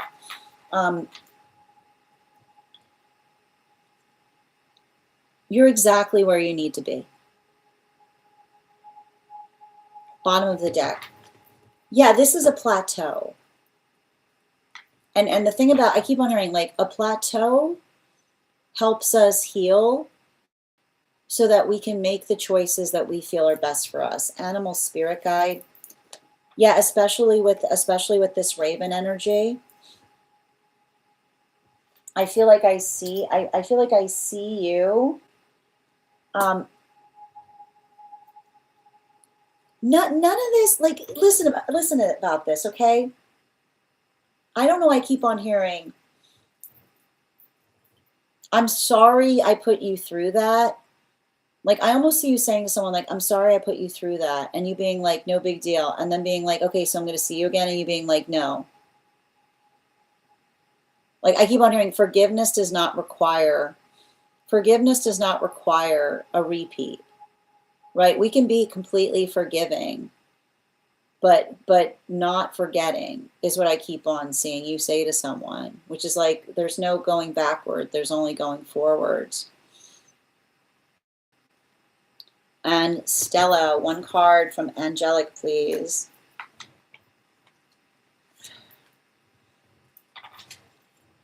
I feel like it's a continuation of articulating upon the fact of not being too hard on yourself.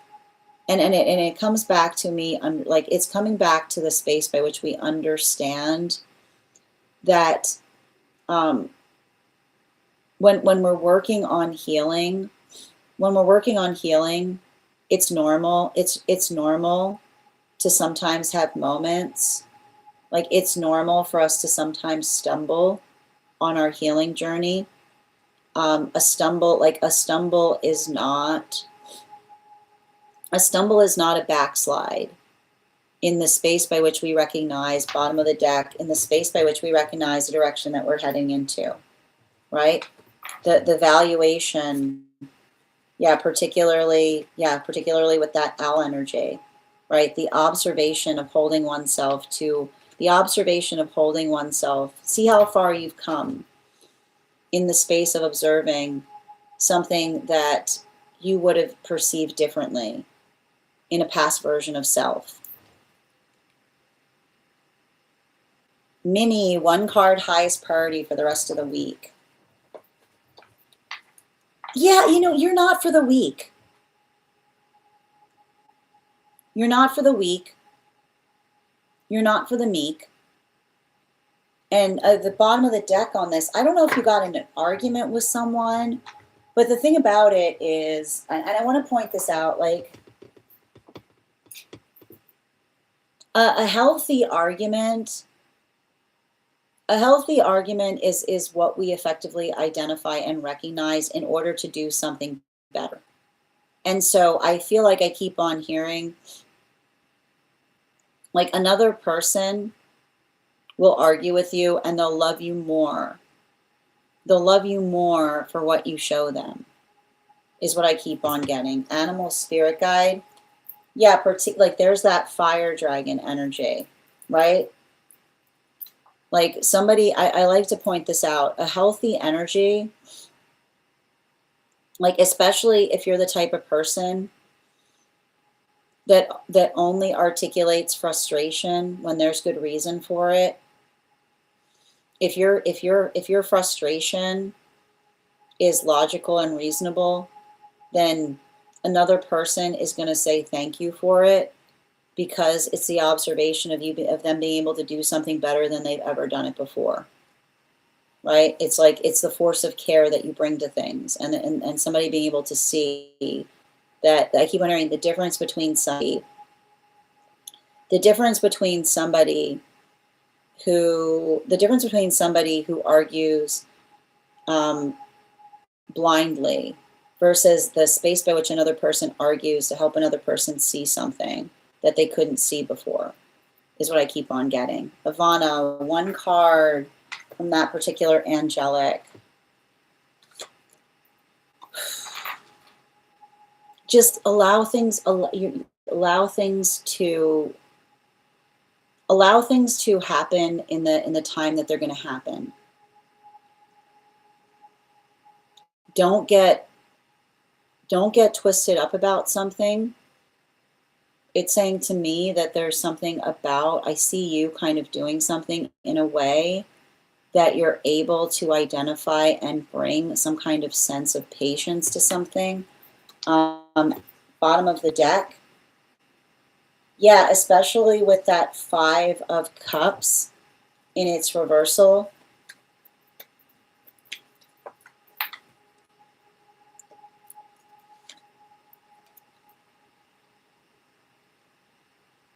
I don't know if you realize how highly protected you are.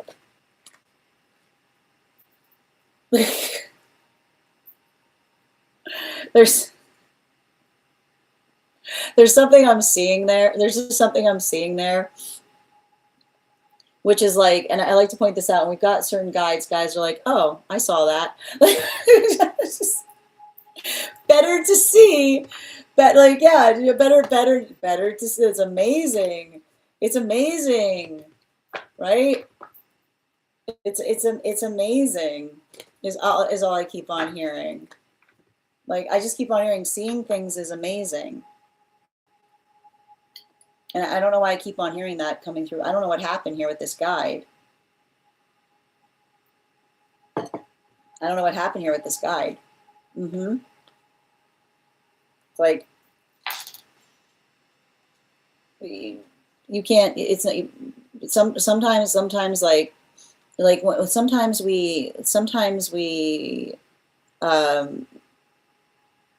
I don't know, it almost feels like you seeing I feel like it's almost a guide helping you see another person's full intentions. I'm not sure what happened here, but it says to me like I don't know why I keep on hearing like a little bit of like that, you know? Avatar, highest priority, please. We've got the Page of Pentacles in its reversal. So the Page of Pentacles in its reversal, and you've got 2 cards coming out actually, because you have second highest. Yeah, there's that Wheel of Fortune again. I feel like this is a guide reaffirming that you're headed in the right direction. And there's something I keep on seeing. Like, you're going to know that you're headed in the right direction if the further you go from something, the worse it looks, is what I keep on seeing. Let that be your confirmation. If the further you get away from something, the worse it looks, that's your confirmation that you're headed in the right direction. Yeah, right? Like that's, like that is, I feel like that is your confirmation. Hold on a minute. Especially is what, in terms of what you hear about something, is what I keep on getting. I got you, Nicole. Energy around that time period, please. Okay, these 2, okay, this card wanted to come out too. Yeah, it feels to me like something that feels, I keep on hearing the difference between someone being intentional or someone using excuses for behavior. Bottom of the deck. Yeah, like when we are intentional, we don't look for excuses for what we're doing, which is the modality by which we recognize what is inexcusable. And I feel like it's almost somebody being put on notice for inexcusable behavior around you. Animal spirit. Yeah, like give someone being put on notice in terms of some kind of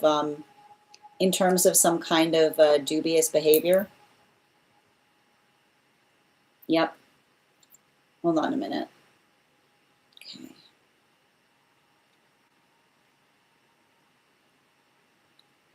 All right, let's continue. Hi there, Nikki. What's up? And thank you for those heart me's. Ella, these are donation-based reads. So if you'd like to get on the list, you just need to send the donation. We do a free collective read each day, Sai, which has already happened today. And we're doing free 1-card readings for super fans if you'd like to become a super fan. No problem. Take your time to write up the question. I figured we get the 1 cards done, Ava, before we get into it. You're so welcome. Thank you, Nicole. Moose, thank you for the follow. 1 card on relationship for Nikki. This is like, this energy right now is very volatile. So bottom of the deck, make sure that you're like checking on another person and reaffirming to them that everything is fine, is what I keep on seeing, especially with this animal spirit guide. I feel like there's something about this that feels triggering, or somebody feeling triggering in terms of another person taking advantage of someone taking advantage of their responsibility, right? And like, that's always really frustrating. Like when responsible energy is taken advantage of for their reliability, then time is on their side. I feel like I need to write that down for you. Hold on. I need to write that down for you.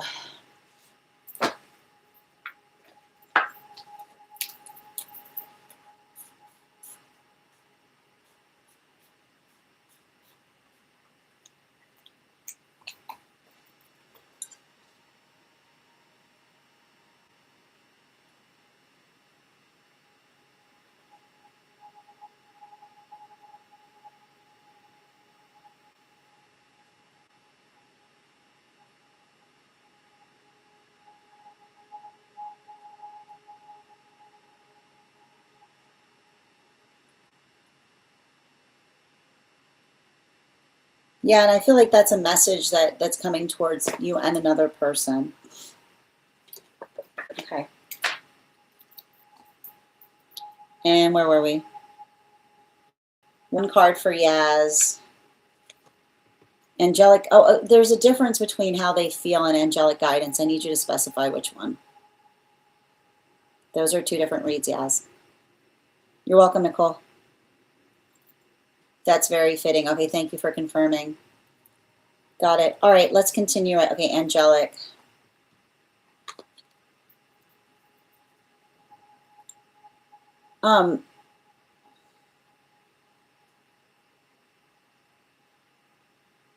When we care about each other, then we hold respect in terms of how we feel about one another. And so I almost feel like there might be something that's a bit of a mismatch between how another person feels versus how you feel. But I also keep on getting, it feels like the energy is highly respective. You know?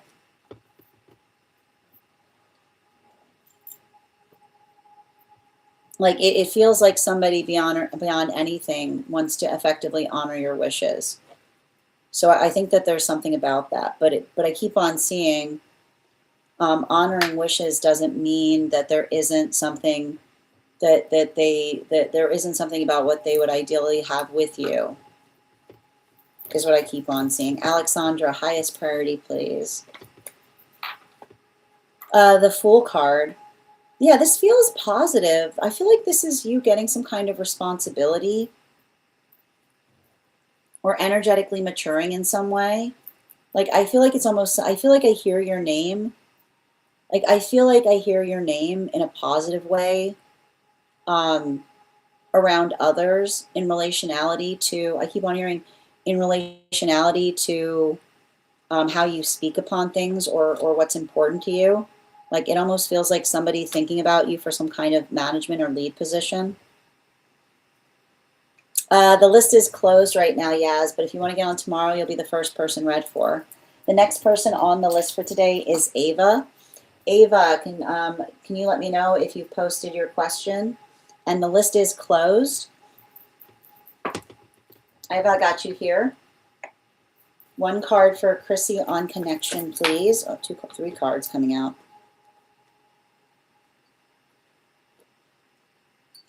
Make sure that you're writing down what your manifestation goals are at this time, because I feel like there's something about this being a very positive, productive time for you as it relates to making connections. Bottom of the deck, especially with the 10, especially with that 10 of Wands and its reversal.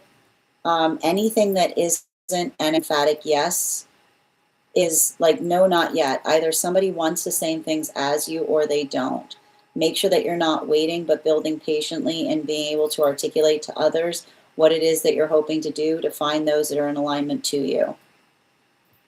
I know, did you see those cards? That was wild. All right, I've got you, dear. Hold on, I've got Ava here.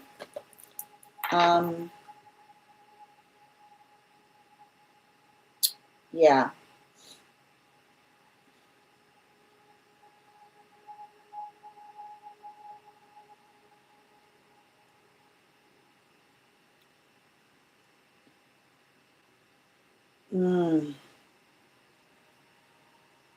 I got you, dear. All right, and before we continue right now, Ava, I've got the animal spirit guide card. We're going to count back from 10, and when we get to 1, I will reveal the card. 10, 9, 8, 7, 6, 5, 4, 3, 2, 1. We got the adder. We'll do it again after the next reading. Okay, and I'm going to pin up Ava here. Guys, make sure to give Ava some love.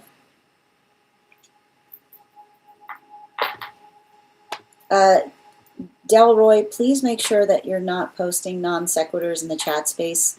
Make sure that please go and take a look at the code of conduct for communicating so that others can understand what you're writing. Can I get, yeah, can I get 4 cards around this situation, please?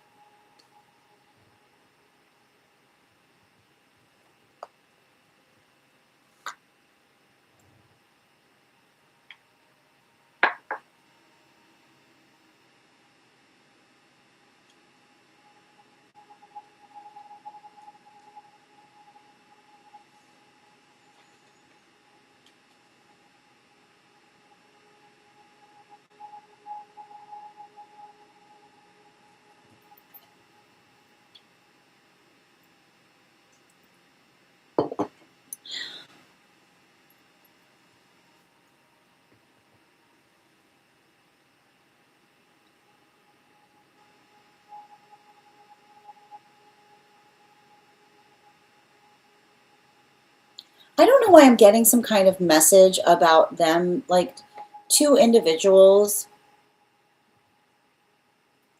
Like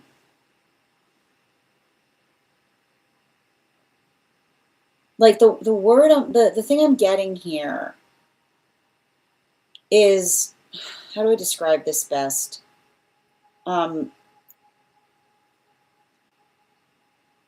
It almost says to me, like I keep on, it's weird, I keep on hearing cut from the same cloth, you know? And what often happens,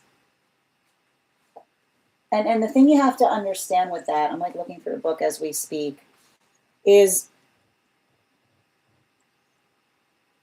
like when energy is cut from the same cloth, it can often be the recognition or the understanding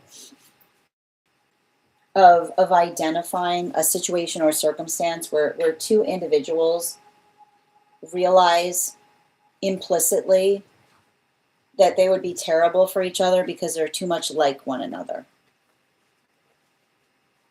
is what I keep on getting.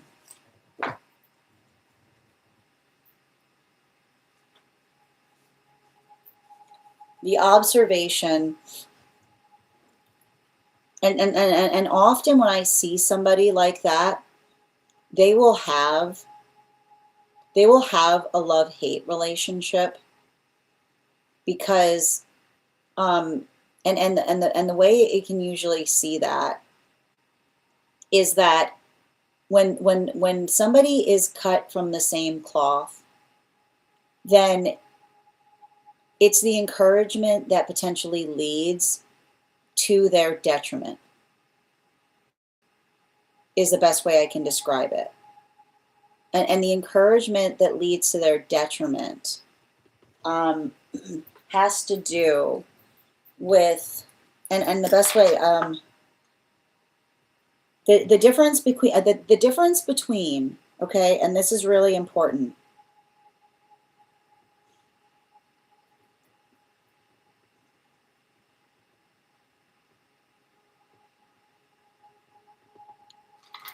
How do I describe this best? When we care about each other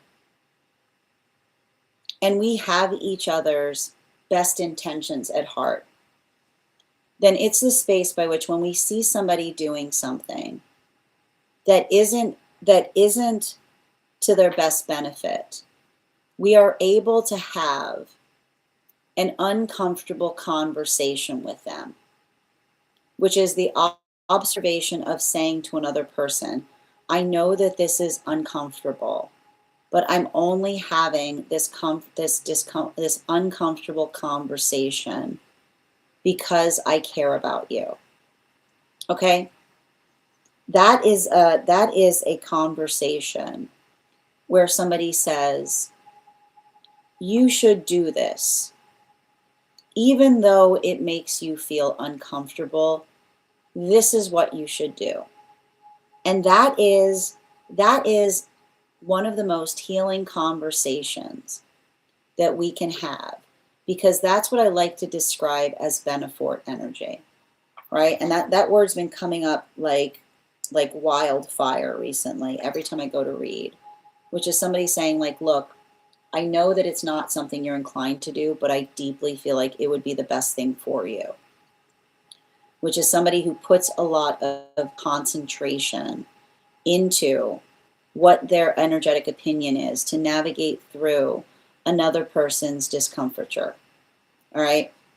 And I feel like I see you as someone who's always willing to do that without a second glance. And I wouldn't be surprised. The way I can usually see is that there's energy that sometimes builds into the space by which you lose relationships because another person takes it personally instead of understanding that what you're trying to say to them was something that was coming from a place of deep care and compassion. It's often the space by which another person apologizes to you, sometimes years later, in terms of them saying, I'm ready to see that now. I wasn't ready then, I'm ready now. I realized that what you said to me was a gift that you were giving, even if it was something that felt disruptive in the moment from what I desired to do, right? And then there are those, and often the hard part is when somebody's like that, and I explain this and you say yes, what I'm about to say to you might sound wild. It's hard for me to understand too, but I literally understand that this is also something that happens. There are those who literally do not give advice like that, who give advice to delight the self. That give advice to delight the self, which is the modality by which, and you can usually tell when somebody is giving egocentric advice because it says, it's the you should that doesn't actually mean should. It means I would love to see you do that. I would love, there's a part like the space by which another person says you should. But instead of saying should, they don't mean should as in, I know that this is hard for you to do, but I think you need to do it because it's what's best for you.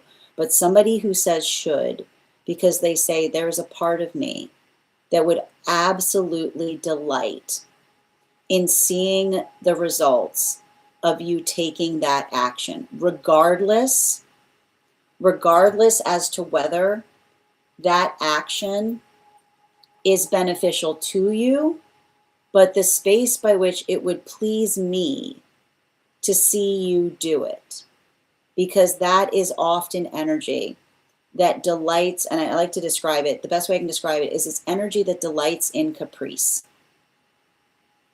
An energy that delights in caprice is always building each other. It's a tower. It's a tower waiting to happen, okay? Energy that delights in caprice is a tower moment waiting to happen, okay? Because inevitably,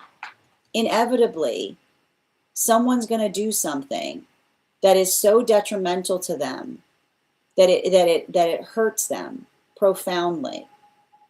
And the modality by which they get into an argumentation point and they try to identify and say, why'd you do that? And someone being like, because another person told me to, right?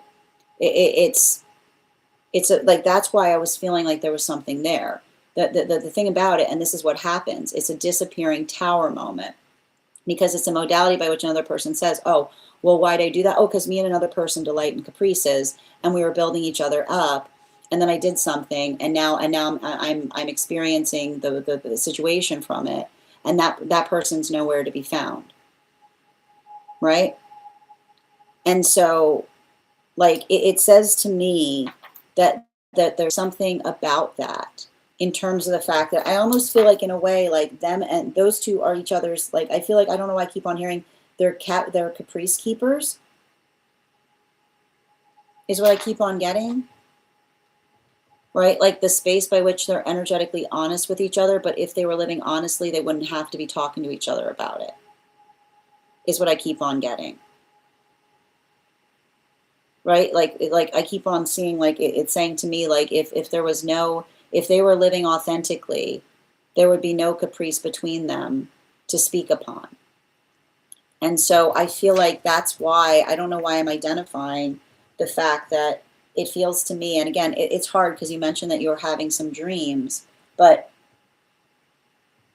the modality of kind of trying to understand the situation of someone being in something that they don't, I don't know why it feels like, and I want to point this out, like, I don't know what led to you and them having like a separation point, but it almost feels like somebody who would have to come into some kind of catch-22 to talk to you, which is like the space by which they lied to you about something, and the modality by which the only way that they could fix it is if they were honest to you about something that they denied was occurring in the first place. Bottom of the deck on this. Yeah, like that, like often, like the thing is when I read volatility like this in a reading, I like to describe this as somebody, this is often the space by which another person has created an impossible, like you want to talk about like creating, like literally creating bad karma in your own experience. Like go to someone who you could be authentic with, tell them something, like tell them something untrue.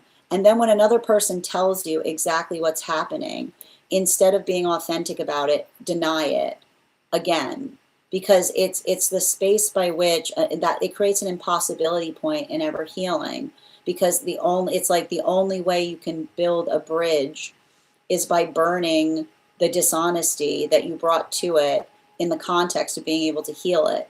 So I don't know what's happening in the dream space, but I feel like there's something about that that is relevant in terms of a conversation that you had. I feel like you almost said to someone, is this happening? And they said no, but what they should have said was yes. Bottom of the, yep. Thank you so much for having that reading with me, Ava. And if this message connected to you as well, it's very common for those who need these messages to be here to experience them. We are doing personal readings. The list is closed. It feels like, again, I have to admit, in terms of that, Ava, I would have to do it. We would have to do a dream reading so I understand the context of nature, what's happening there. That would be like a whole separate read to do. So I hope that helps. It obviously there. I don't know. Again, I want to stress this. When I told you the dream I saw, they weren't bringing someone into your dream space to talk to you. They were showing them what would happen if they chose to heal. I hope that helps. One card for Ruby. This feels like something getting easier. Somebody coming to terms with the fact, like I keep on hearing somebody coming to terms with the fact that you've matured, which is not wanting to I keep on hearing like the space by which you're not allowing yourself, like the space by which you're not arguing, you're keeping someone on notice, is what I keep on seeing. Continue, like your guides say, it looks good on you. So keep doing it. All right, my friends, I want to thank you guys so much for being here today and sharing in these messages. We will be back on tomorrow at our usual time, 10:15 a.m. PST, 11:15 a.m. Eastern. If you would like to be notified when I've gone live, you can head over to my profile, activate the bell there. That'll turn on notifications. You can also register directly for the event tomorrow. If you became a super fan today, welcome. I would encourage you to head over to our super fan only disco channel, introduce yourself to the collective. You'll also find there a special coupon code that will give you a discount to our tarot class subscription program, which is going to be held on Friday, May 22nd at 5:30 p.m. PST, 8:30 p.m. Eastern. I want to thank you guys so much for being here today and sharing in these messages. Huge thank you to my followers, old, new. Thank you for being here and receiving these messages. Huge thank you to my subscribers. Your ongoing support means the absolute world to me.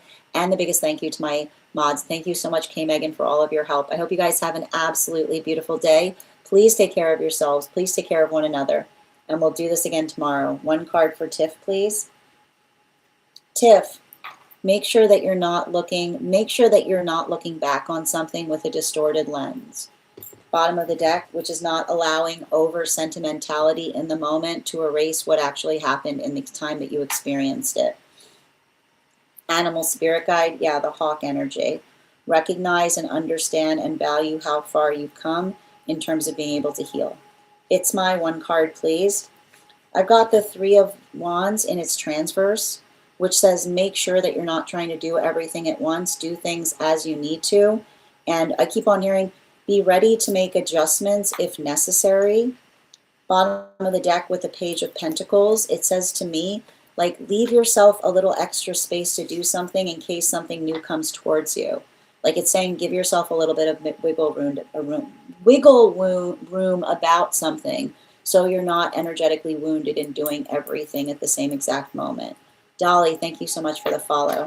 Thank you guys so much. Hope you guys have an absolutely beautiful day. Please take care of yourselves. Please take care of one another. And we'll do this again tomorrow. Have a great day, everyone.